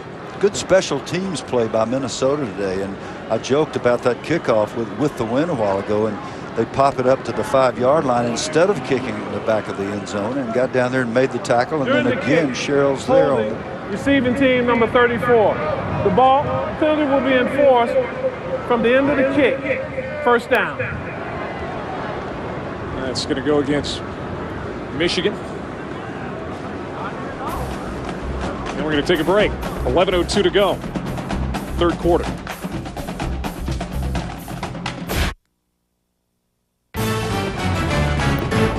This presentation of college football brought to you by IBM. What makes you special? DLP HD TV. DLP is the official ESPN on ABC HD telecast sponsor of college football. And the Nissan Titan, proud presenter of the 2007 Heisman Trophy. To cast your vote, go to theheismanvote.com. Big run here for Minor. Brandon Minor into Minnesota territory, finally tracked down at the 43-yard line. A 48-yard run for the Michigan tailback. Don Barber and Ryan Collado finally brought him down. And as we said during the last series, this is the strategy Michigan should employ. It's very obvious. You don't have to be a brain surgeon or a football coach to see it. They need to keep hammering away at the soft underbelly of the Minnesota run defense. Well, we've seen a lot more of Brandon Minor here in this game than we probably anticipated. It was Carlos Brown who got the start, but Brandon Minor has been the workhorse here today for Michigan. Yeah, Brandon Minor has shown a burst and a kind of speed that you would expect from Michigan backs. And another thing that Michigan wants to do as it goes through this process, because of the way they finished last year and the way they began this year, is to reestablish what Michigan football stands for. And this is a big part of it, knocking people off the ball and running it down their throat. Mike Hart, the nation's third leading rusher on the sidelines today. He's got a high ankle sprain. Dom Barber in on the stop of Minor again. And those high ankle sprains, those are a pain. Those, literally and figuratively, they take a long time to heal. Yeah, a guy as tough as Mike Hart, you know that it's painful. He'd be out there. The guy has played through injuries again and again. And the kind of pounding that a great back like that takes is really indescribable. The rest of us don't understand it. Here's your 3rd and 8 for Michigan. Ball at the 41 of Minnesota. On a cloudy, cool day here in Ann Arbor. Michigan has the lead, but right now a little closer for comfort than they'd like. That pass incomplete. And we're hearing a smattering of boos from the fans here at the Big House. And again, if you're going to be a great quarterback, you have to believe that you're a great quarterback before the fact. You can't be downtrodden every time you make a bad throw. Now, we don't have Mallett after the throws, but he leans over, hangs his head, and makes a big deal out of the fact that he made another bad throw. He should act like it's just never going to happen again. He's 1 for his last 4 throwing the football. Calling for the fair catch here is Decker. It's going to go over his head into the end zone. And Minnesota, like they have so many times before, will start at their own 20. Well, Minnesota hanging right in there with the number 20 team in the country, 13-10. Adam Weber and that Gophers offense have it next. Chad Henne has the headset on today. He's in street clothes. He's talking with Ryan Mallett, the true freshman quarterback. It's been a tough day for Mallett. Henne, kind of a shoulder to lean on today, but that's about all he can be. He can't come into the game. He's out with that shoulder injury.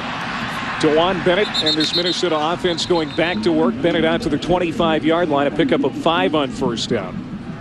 Minnesota in the first quarter, 102 yards of offense. Since then, 38 yards. Minnesota's got to get something going offensively if they want to keep this hope of an upset going here, because they've really fizzled the last 5 possessions. They run the ball much better than they throw it today, and that's a surprise to me. Weber, good numbers throwing the football coming into this game. Hasn't thrown it effectively today. Low snap. Looks like he picked up the first down with his feet. The coaches have been impressed with Weber's composure here this year. Well, he's shown composure. He has not been rattled. He's just been confused. What he's done when he gets back there and he doesn't get what he thinks he's going to get on the throwing game is that he's taken his lumps and he's taken the sack, or he's gotten rid of the ball. When he runs with the ball, he is the second best runner on this team in terms of yardage produced. 1st and 10 at the 33. Bennett takes a lick.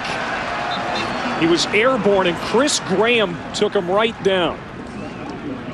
Yeah, Chris Graham has been a real factor today. He's been all over the field. 5'11", 225 linebacker has a forced fumble. Loves to tackle people when they're jumping over piles. All linebackers love that. It's kind of like the hit we saw Steve Davis throw for Minnesota back in the first half. Had a really good game against Illinois last week. Continuing today. 2nd down and 8, 4 receivers set for the Gophers. This is their 2nd series offensively. Thrown out, caught by Wheelwright. He's got enough for the first down, and he's tripped up at the 45 by Engelman. Engelman, the leading tackler on this football team, is a free safety. Kind of ducked his head, and I think he was a little bit lucky to make this play in the open field, because this thing could have gone the distance had he missed it. Excellent blocking out front that time. Beautiful job by the left guard, Jeff Arnett. Minnesota moving the football, 1st and 10. Another low snap. Ball is loose. Weber does recover. That is the second time on this series we've seen the snap low. This time almost turned it over. The gun snap is not a complicated thing. It's something that you just have to get down so that never, ever happens with a veteran player like Tony Brinkhouse. There's no excuse for the ball to go low. That is simply a lack of concentration. He's thinking about his block rather than getting the ball up. That's why a nose guard on a gun snap and center is a good idea. Brinkhouse, a 5th-year senior out of Bloomington. That time the snap right on. Weber knocked down. It's going to be a loss on the play. Terrence Taylor, who's been a constant in the middle for a couple of seasons. Today is 11th straight start at nose tackle, able to knock down Weber. It's going to bring up 3rd and very long.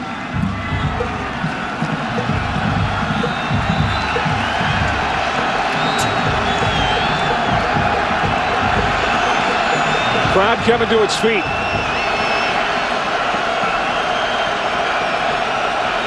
The 207th straight crowd of 100,000 or more here at the Big House. Another low snap. Weber has a receiver. It is overthrown. It looked like Trey Herndon was the receiver he was trying to hook up with. And that was a poorly thrown pass, and Minnesota will have to punt. After a couple of first downs, the drive stalls.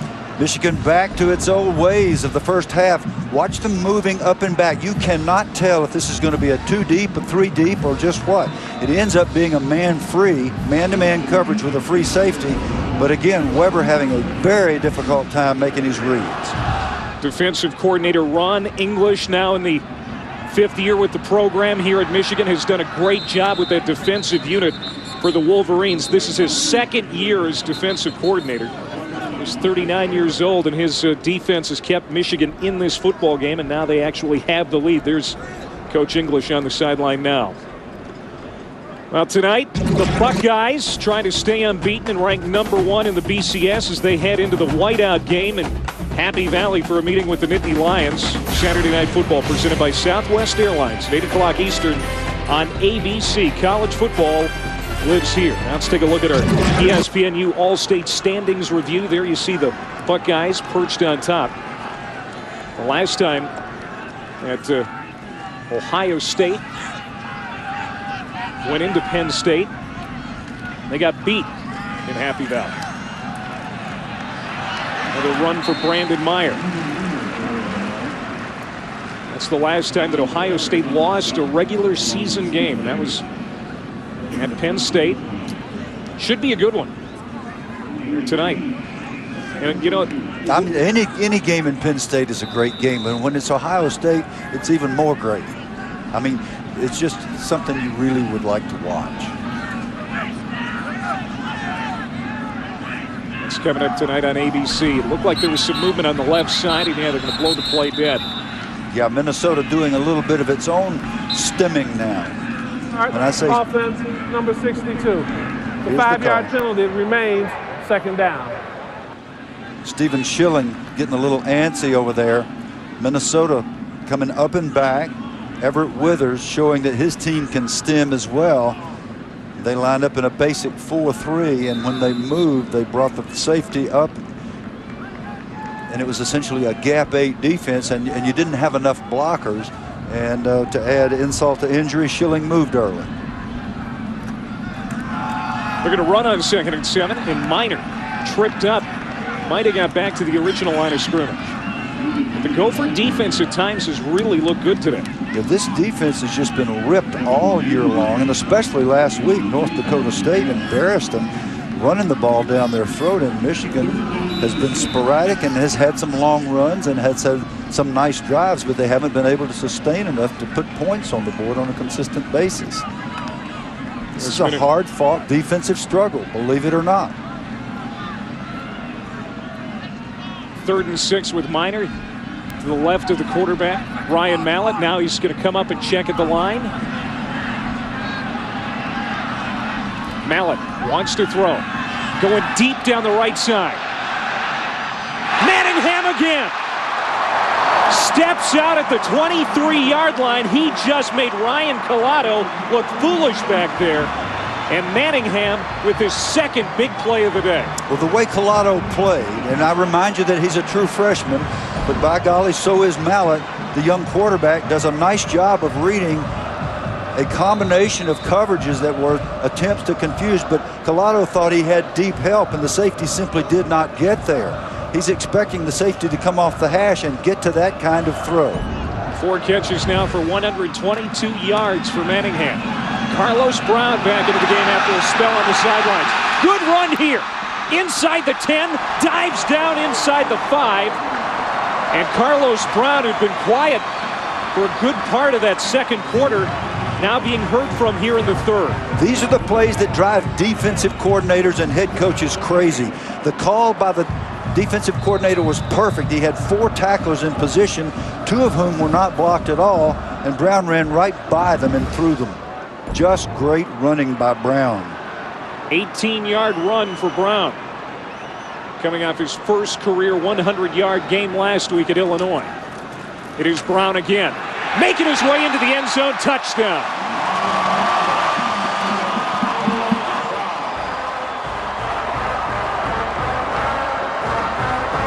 Third rushing touchdown of the year for Carlos Brown. Gee, Coach Carr looks happy, doesn't he? Come on, Lloyd, you just scored, buddy. He knows he's in a football game. I think he knew that this was going to be a tough game all along. Jake Long just proven himself again and again. The capacity to sustain a block by an O-lineman makes it look easy. This is Casey Lapata out of the hold of Zoltan Mesko. And it's 20-10 Michigan. How about the throw by Mallett to Manningham? Well, Mallett is going to be a great quarterback. I'm telling you, the guy's a true freshman. And yes, he's struggling with us. There's so much going through his mind. He didn't even have the redshirt year to assimilate the offense. So, I mean, he's doing a marvelous job under the circumstances. And the great throw down the sideline is the kind of thing he's capable of, and he's done it several times today. Well, he's got 193 yards now through the air on 10 of 19 passing.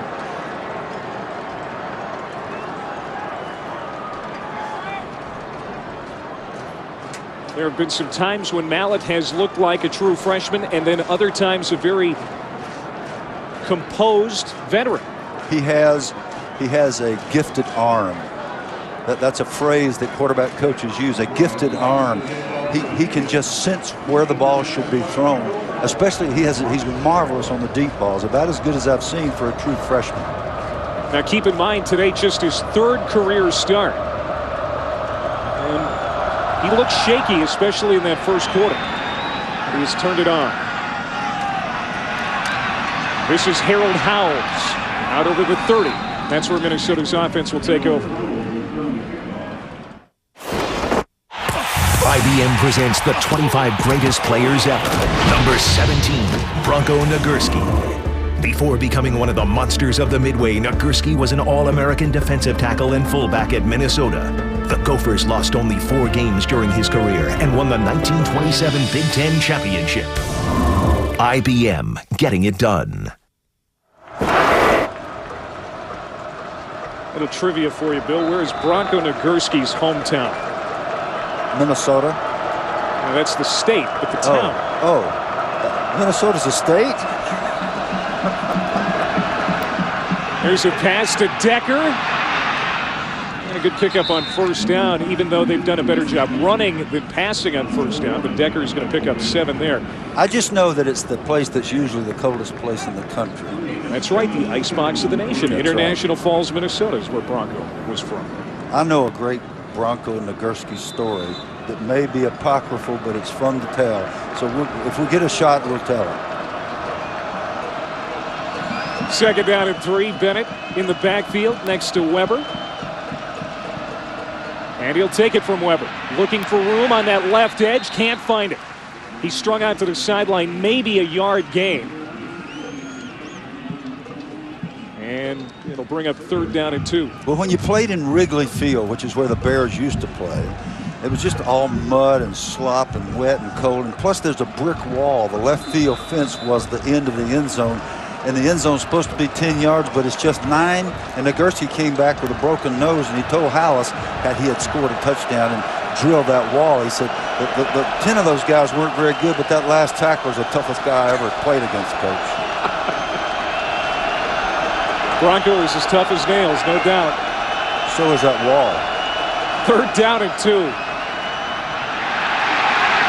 Weber goes down. More confusion and more noise in the big house. Brandon Graham on the sack. He leads the team now with 8 sacks on the year. Now, this is a guy that has been very accurate, especially for a redshirt freshman, and he does not know where to go with this football. The coverages have morphed and moved and confused him all day long. Great job of coaching by Michigan. Bill, Minnesota is now 0 for 9 on 3rd down. Greg Matthews doing a little dance on that far sideline, finally taken out. But Minnesota's offense has done basically nothing since the first quarter. This is an offense that has thrown the football for 258 yards a game. This is a sophisticated offense that should be prepared for anything. But when you can't tell what the deployment is, you can't tell what the coverage is going to be, and it changes as you snap the ball, and then it changes again. That is polished, and that's too much for the freshman at this time, at least so far today. Meanwhile, as Minnesota's offense has struggled, that has given Michigan some time to figure things out today, and Ryan Mallett has taken advantage of it. The running game is really looking good right now. There's another long run from Brandon Minor out to midfield, finally tracked down by Neil Allen, but a gain of 18. Well, let me tell you what they figured out. They figured out that Jake Long is really good. They figured it out just now? We're going to run behind him, and he blocks not 1 but 2 this time. He bounces 1 out, steps back in, and shields the middle linebacker, and there's nobody home. So we run for a long way. And they just decided, let's go out and run it behind Jake every play. Here we go again. The best lineman that's ever played here at Michigan. Wow. Now that is a powerful statement to give. There have been some good ones. Some real good ones. And Jake Long, his goal growing up in the state of Michigan, to play for the Michigan Wolverines. He reached that goal, and not only did he come here, but he's done some great things and wants to win a Big Ten title this year. Well, Lee Campbell, number 30 for Minnesota, has been fighting a war because he's outsized and outmatched, but he won that battle. He actually got a nice stalemate and forced it back inside. We have to give him some credit, too. That's going to do it for the 3rd quarter. Now, the Michigan Wolverines started out the season 0-2. It took them some time to get things straightened out. It has taken them some time to get things straightened out in this game, but they lead now by 10 going into the 4th quarter. We're back at the Big House after this timeout.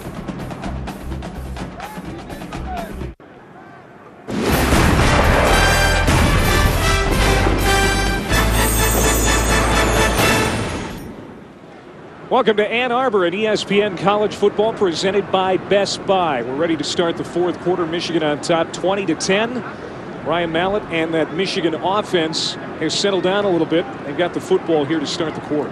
Well, I really think Mallett is nervous, and I think it takes him a while in the game to get going. And as he gets his poise down and his throws, he just has that capacity for uncanny accuracy, especially on the tough throws like fades and seams. And he's made some beautiful throws that have given them these nice drives. Mario Manningham has been his favorite target today. Big game for Manningham. Here is Carlos Brown back in the football game. Gets a 9-yard carry on 1st down. Dion Hightower made the stop.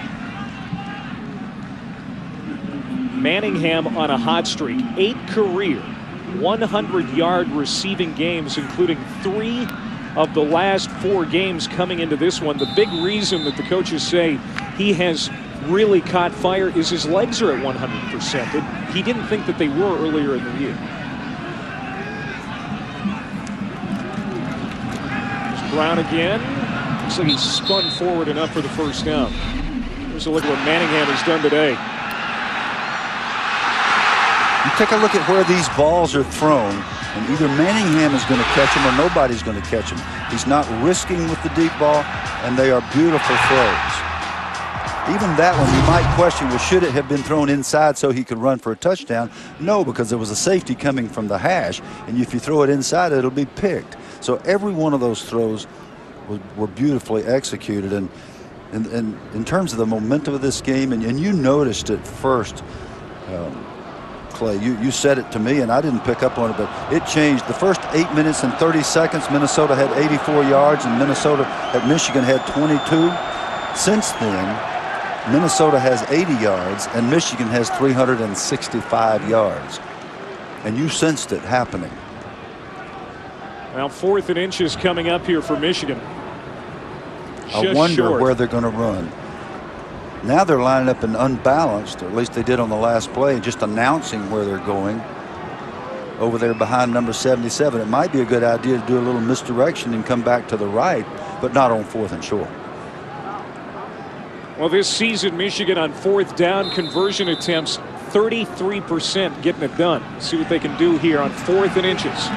Ball at the 41 of Minnesota. Michigan can put some points on the board here to go a long way to salting this game away. And Mallett's going to keep it himself, lunges ahead.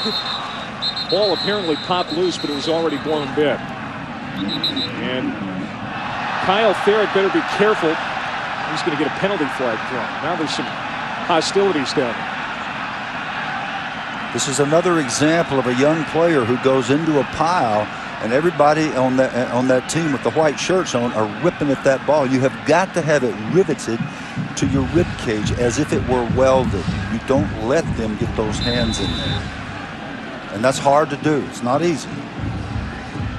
So they pick up the first down. At this point, was it a smart move on the part of Michigan to rest Henne and Hart today? I really think it was a brilliant move, a very important move. Mallett going deep. Manningham again, wide open, touchdown! They have worn out Ryan Collado. Bless his heart, he's caught in the middle of that pile of celebration. They didn't mean to do that. That wasn't intentional. He got trapped in there while they were all celebrating over him. That is an NFL quality deep ball. This guy is going to be a menace as a deep passer his entire career. 40-yard touchdown reception for Mario Manningham. Manningham ought to buy him a steak dinner.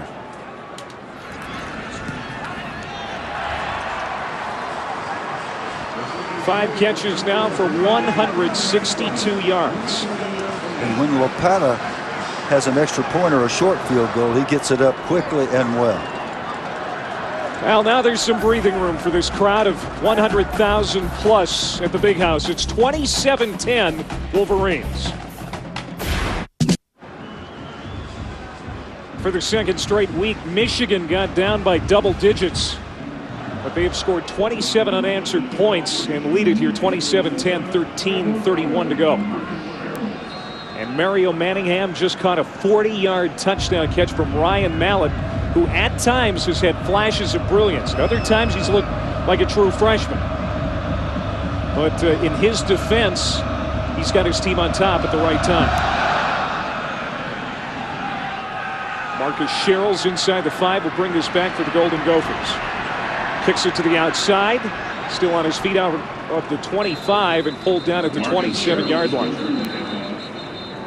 Here's another look at that touchdown pass. Mallett to Manningham, and those two have developed kind of a chemistry here today. I really like the play calling by Mike DeBoer. They just went for the first down and barely made it in 4th and short, and you come right up and go deep immediately when the true freshman corner, who's also out there for the first time in this kind of environment, might just freeze at the switch a little.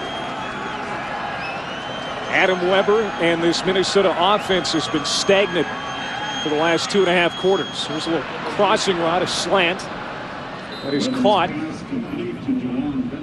by DeJuan Bennett out of the backfield. It's a nice pickup on first down. Will give him 9.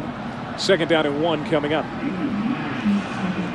It's obvious now that the Minnesota staff has gone to simpler play calls. Mike Dunbar with a call that really doesn't require much reading by Weber. He can just drop it off to the tailback coming off underneath the zone. A big number that Michigan has put up since the first quarter. 381 of total offense. On 2nd and 1, Bennett again. Terrence Taylor is just having a marvelous day today. The big man, this is not easy to do, and I hope we've captured it. Number 67, defensive tackle for Michigan, plays the center. The guard tries to block down on him. He splits the double team and just comes back off and gets a piece of the tackle. We don't always get these things frozen or on tape for you, but heck of a game by this big guy. Pass incompleted. Weber took a shot as he released the football. Chris Graham got the pressure, the weak side linebacker, and Ron English told us this week, Coach, that Graham is just getting better every single week. Yeah, when you got seniors that are getting better, that's a very good sign for your team. Graham's not a big guy, but he has been all over the field today. He plays that will backer in the 4-3 scheme. Very often there's not a blocker for him. This is 2nd down and 10. Pressure again, got it away. Bennett on the screen, picks up about 7 yards on the play before he's pulled down again by Terrence Taylor. Now, you said that when seniors continue to improve from week to week, that's a good sign. Is that because they're not resting on their laurels? Exactly. Seniors are not satisfied. They want to keep improving. Here's a beautiful block out here by a big guy, a freshman, Dominic Alford, number 76 for Minnesota. Just had to call his name because he did such an outstanding block to give them a 3rd and short. Minnesota again on 3rd down, has not converted yet. They're 0 for 9. Little option pitch and a nice hole and a 1st down for Minnesota. DeJuan Bennett picks it up. We haven't seen that play yet for Minnesota, but it works. Adams and Harrison combine on the stop. Well, we've seen the option a couple of times, but Michigan played it so well the other times that there was nothing there. This time it was well executed. And what happened, Weber took it all the way out to the pitch guy, the guy he was off to pitch. He was supposed to pitch off of, Tim Jamison, and waited till the last instant to make the pitch, and that's the reason that the play worked.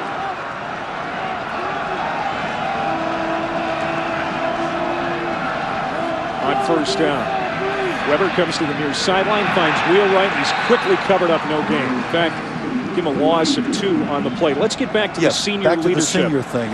It's so critical, especially when you start the season with 2 major disappointments. The Appalachian State and Oregon games were major disappointments for the Michigan football program. The seniors are going to go one way or the other. They're either going to sort of cash it in and play out the string, or they're going to fight back and get better every single week. That's what Michigan seniors decided to do. Long and Henny and Hart called a team meeting after that 0-2 start. Closed door meeting, and it really changed the entire attitude of this team. Weber almost picked off. Double coverage. Weber threw right into the teeth of it, and Engelman almost picked it off. And there was nothing deceptive about that defense. They lined up in a 2-deep zone. For people who follow professional football, the Tampa Bay Bucks is the Tampa zone. Tony Dungy made it famous, and that safety's going to be there every time you throw it in that vicinity. It really should have been a pick for England. Almost in his 3rd interception of the year, and you saw the smile of the defensive coordinator, Ron English. Yeah, Ron liked that, except he would like to have seen the catch. 3rd down and 12. Sack at midfield. Sean Crable came into the game 2nd in the nation in tackles for loss. Gets a sack there at midfield, and Minnesota will have to kick away. Football, in addition to being field position and all that other stuff that I've talked about, ball security is also a game of mismatches.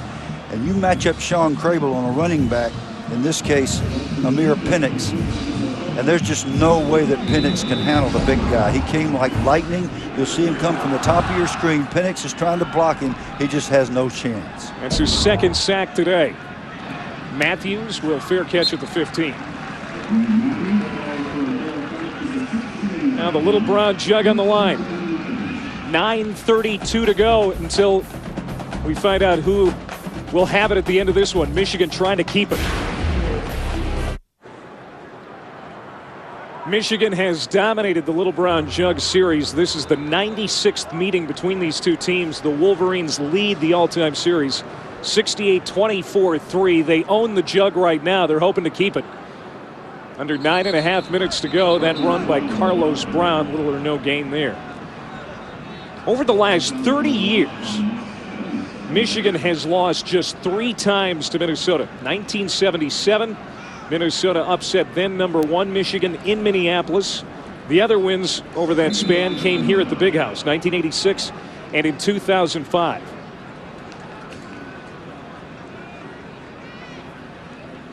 Minnesota had some heartbreaking defeats earlier in this decade, 2003 and 2004, when things were going very well until they ran into Michigan. Kind of took their season right off the tracks. Here's a big run for Brown, and I don't know if anybody's going to catch him. Carlos Brown taking it to the house at the Big House. 89-yard touchdown run for Carlos Brown.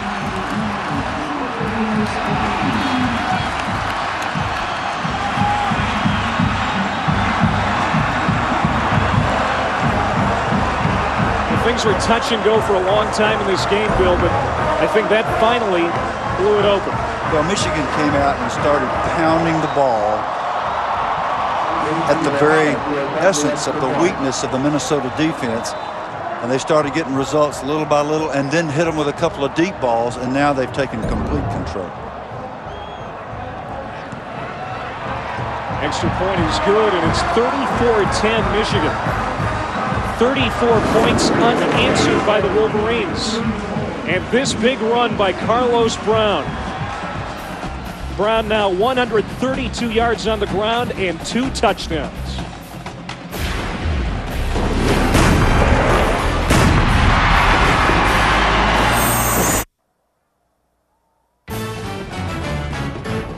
This presentation of college football brought to you by Best Buy. For a complete home theater experience, get HD done right at Best Buy.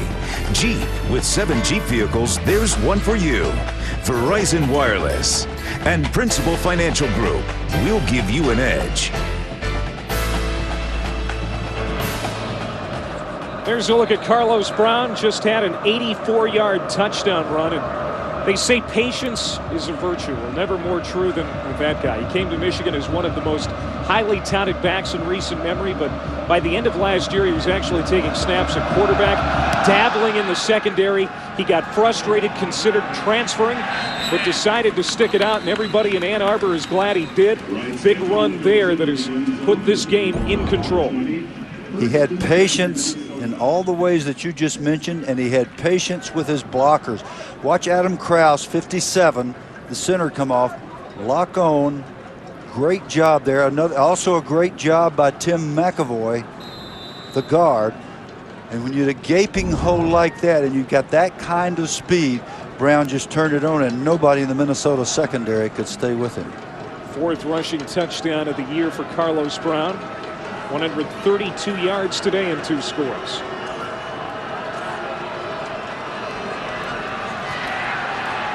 This is Weber. Takes a pop. Got it over the 25 to the 27-yard line. Good pickup on 1st down. Weber is a really good-looking football player, not just a good quarterback. Yes, he was absolutely bamboozled by the Michigan defensive coordinator today. That's what football has evolved to.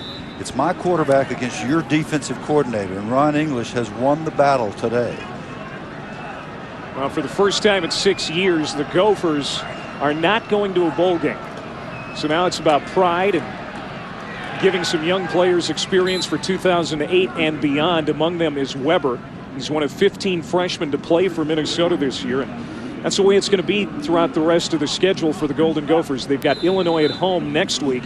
a game at Iowa, and then they finish up at home against Wisconsin. And Tim Brewster is going to be trying to get as many guys good experience, good game experience as possible, so they can look ahead. Exactly. And a part of the theory of this offense is to force the defense to come to you and to play what you want it to play, and Michigan's done just the opposite today. First catch for Jack Simmons today, the tight end. Junior out of Libertyville, Illinois. Sean Crable and Donovan Warren combine on the stop. Jack Simmons is going to graduate in December. Both these teams with a number of players that are already college graduates or about to graduate. Doing a good job in the academic area, which, by the way, is what these institutions are for. I think. No doubt about it. 3 receivers split to the right. And a little spin move here by DeJuan Bennett. DeJuan Bennett's going to be a fine player, maybe a real star. If he has the kind of durability so that he can run like this an entire season, he's going to be a big leaguer, because he's got a burst and he's got some power. And he has absolutely no fear of the tackle. He's just a true freshman, so he's got a lot of football ahead of him. Bennett now over 100 yards on the day, 107 in fact on 20 carries. You would say his future's all ahead of him? I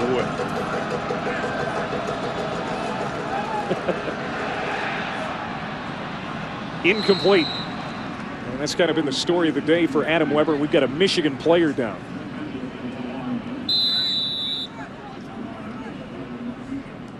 That is that's Brandon Graham, yeah. You know, this was the spot that Lamar Woodley had last year, that defensive end spot, and he's done a nice job taking up the slack.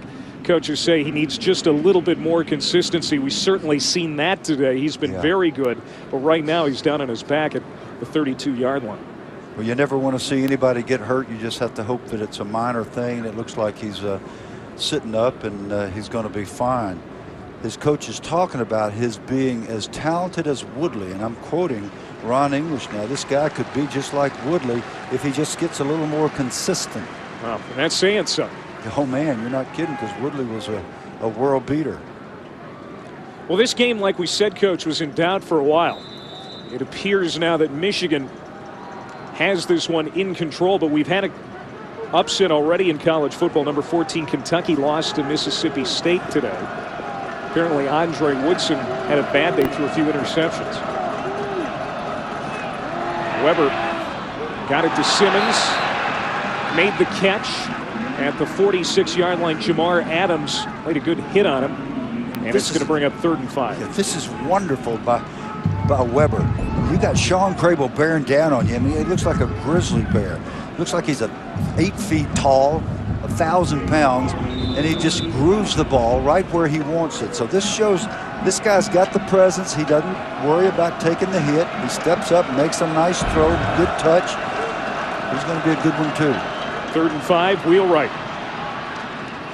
It's pretty good in space, had some room there, got it into Michigan territory where he's ridden out at the 45 by Adams and Warren. Well, Mike Dunbar, I mentioned this a couple of series ago, is going to a kind of an offense that makes for easy reads. They're not sophisticated reads where you have to look at the full field, because Michigan has made that so very difficult today. Little quick screens, little checks to the back, coming out of the backfield. Nice calls to try to get back in this game. And Wheelwright was one of those guys that always had the greatness tag on him, but never really lived up to the potential. He sure loves this new offense under Dunbar.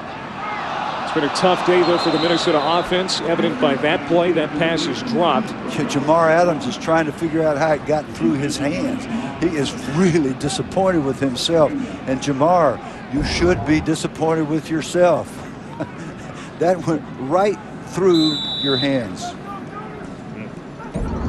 And Ralph Spry, the Gophers' number 4 receiver, actually had a chance to catch that ball after the fact. Yeah, when they get in the film room, somebody's going to say, that's why you play in defense, Jamar.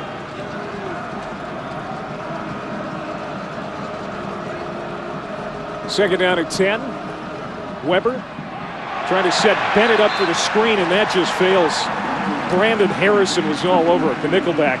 stepping up and made the big hit on Bennett. We haven't said Brandon Harrison's name very much today, but when you say nickelback, that's not what it used to be. The guy that comes in on 3rd and long and plays 15 or 20 plays a game.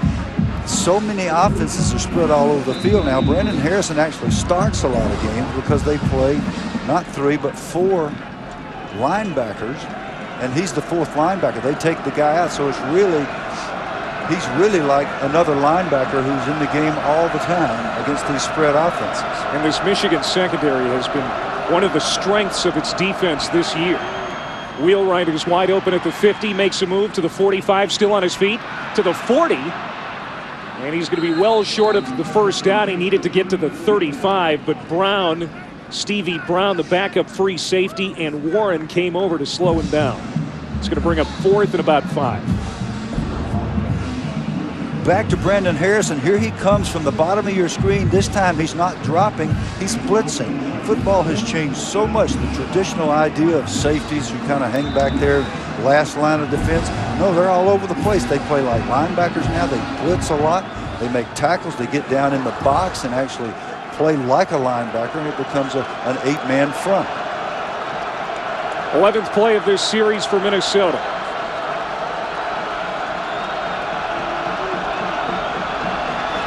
Quick drop. And the receiver came back to the football. Wheelwright made the catch, but it looks like he's short of the first down. That's right. And this time they just lined up and played man defense. Morgan Trent on the coverage, and there was no place to go. And coming back to the football was usually a good idea, but you got to know where the chain is, and you got to make the first down. So a change of possession. Michigan gets it back. They'll likely run it out with 3:54 to go, and the jug looks like it's going to stay in their hands. After the 0-2 start to Michigan's season, a lot of people around here were not thinking about a Big Ten championship. They thought it was going to get real bad around here, but credit Lloyd Carr and his coaching staff and this team. They have turned it around. They're going to get their 7th straight win here today, it looks like. Now, they've started out, Coach, 0-2 in the past 20 years 2 other times. Yep. And still won the Big Ten title. How'd they do? Yeah, how'd they finish? Yep. That's what tradition allows you to do. And Ron English, again, Ron's been, and justifiably so, mentioned an awful lot in this broadcast because he did a great job of coaching. Here's Mallett coming out of the game and getting a nice round of applause from the fans, which he certainly deserves. You fight through these things as a true freshman. You learn to handle the ball. You make some great plays and give your team a chance to win, and that's what he did. Nick Sheridan, a redshirt freshman out of Saline, Michigan, which is nearby, running the offense now.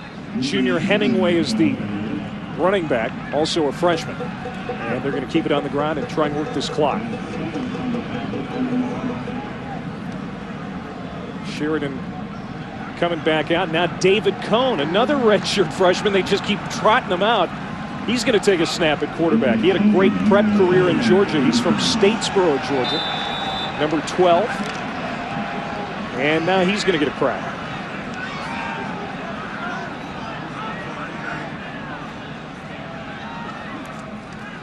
And they'll hand off.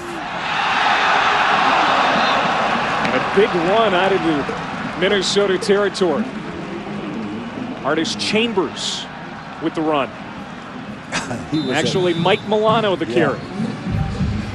Mike just about popped it. Mike might be a little bit of a Rudy story here. Just guessing. There's a couple of 38s in the roster. Yeah, that's a redundant number, so it's kind of hard to tell who's who. But it's nice to see the kids that practice hard so much and don't get to play very often get in a game like this. Another run. Milano to the 42-yard line. Michigan coming up after today has an in-state rivalry game with Michigan State on the road. Then they go to Wisconsin. And then they come back home for the big game against Ohio State. And it very well could decide the Big Ten again.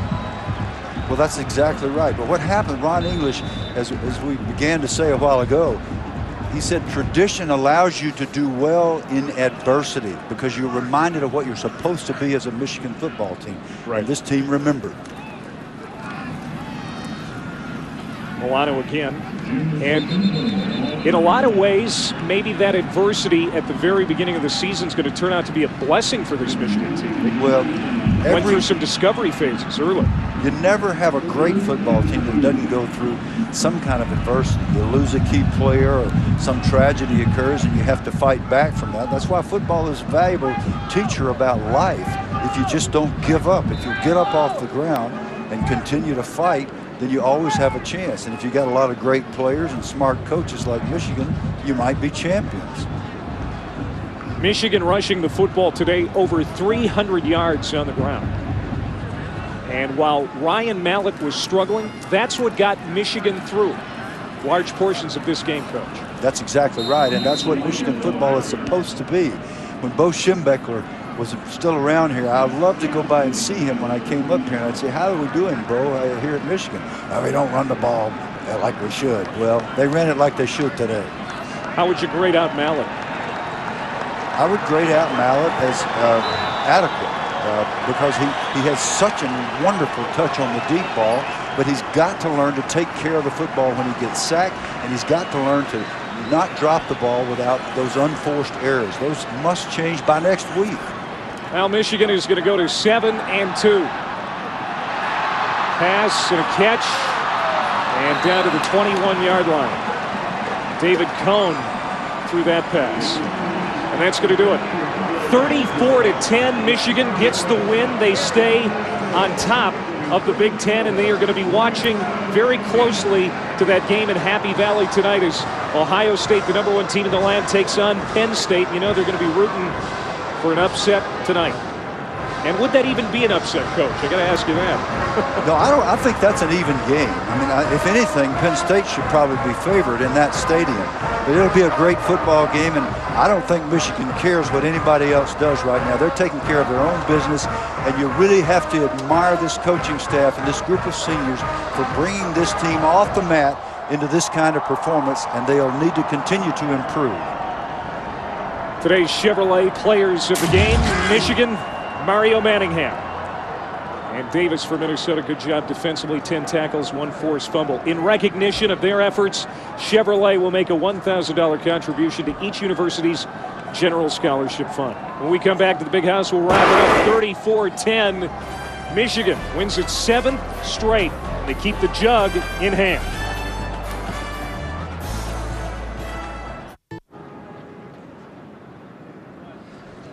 (34-10) the final. No Henny, no Hart, but Michigan gets it done over Minnesota today.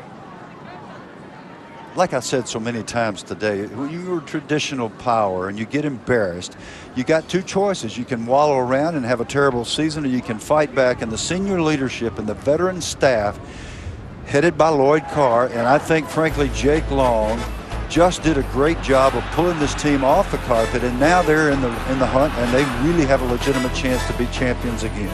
They'll take on Michigan State next on the road. 34-10. The Wolverines win it. This has been a presentation of ESPN, the worldwide leader in sports. On behalf of our entire ESPN crew, for Coach Bill Curry, I'm Clay Mathick. Good night from Ann Arbor.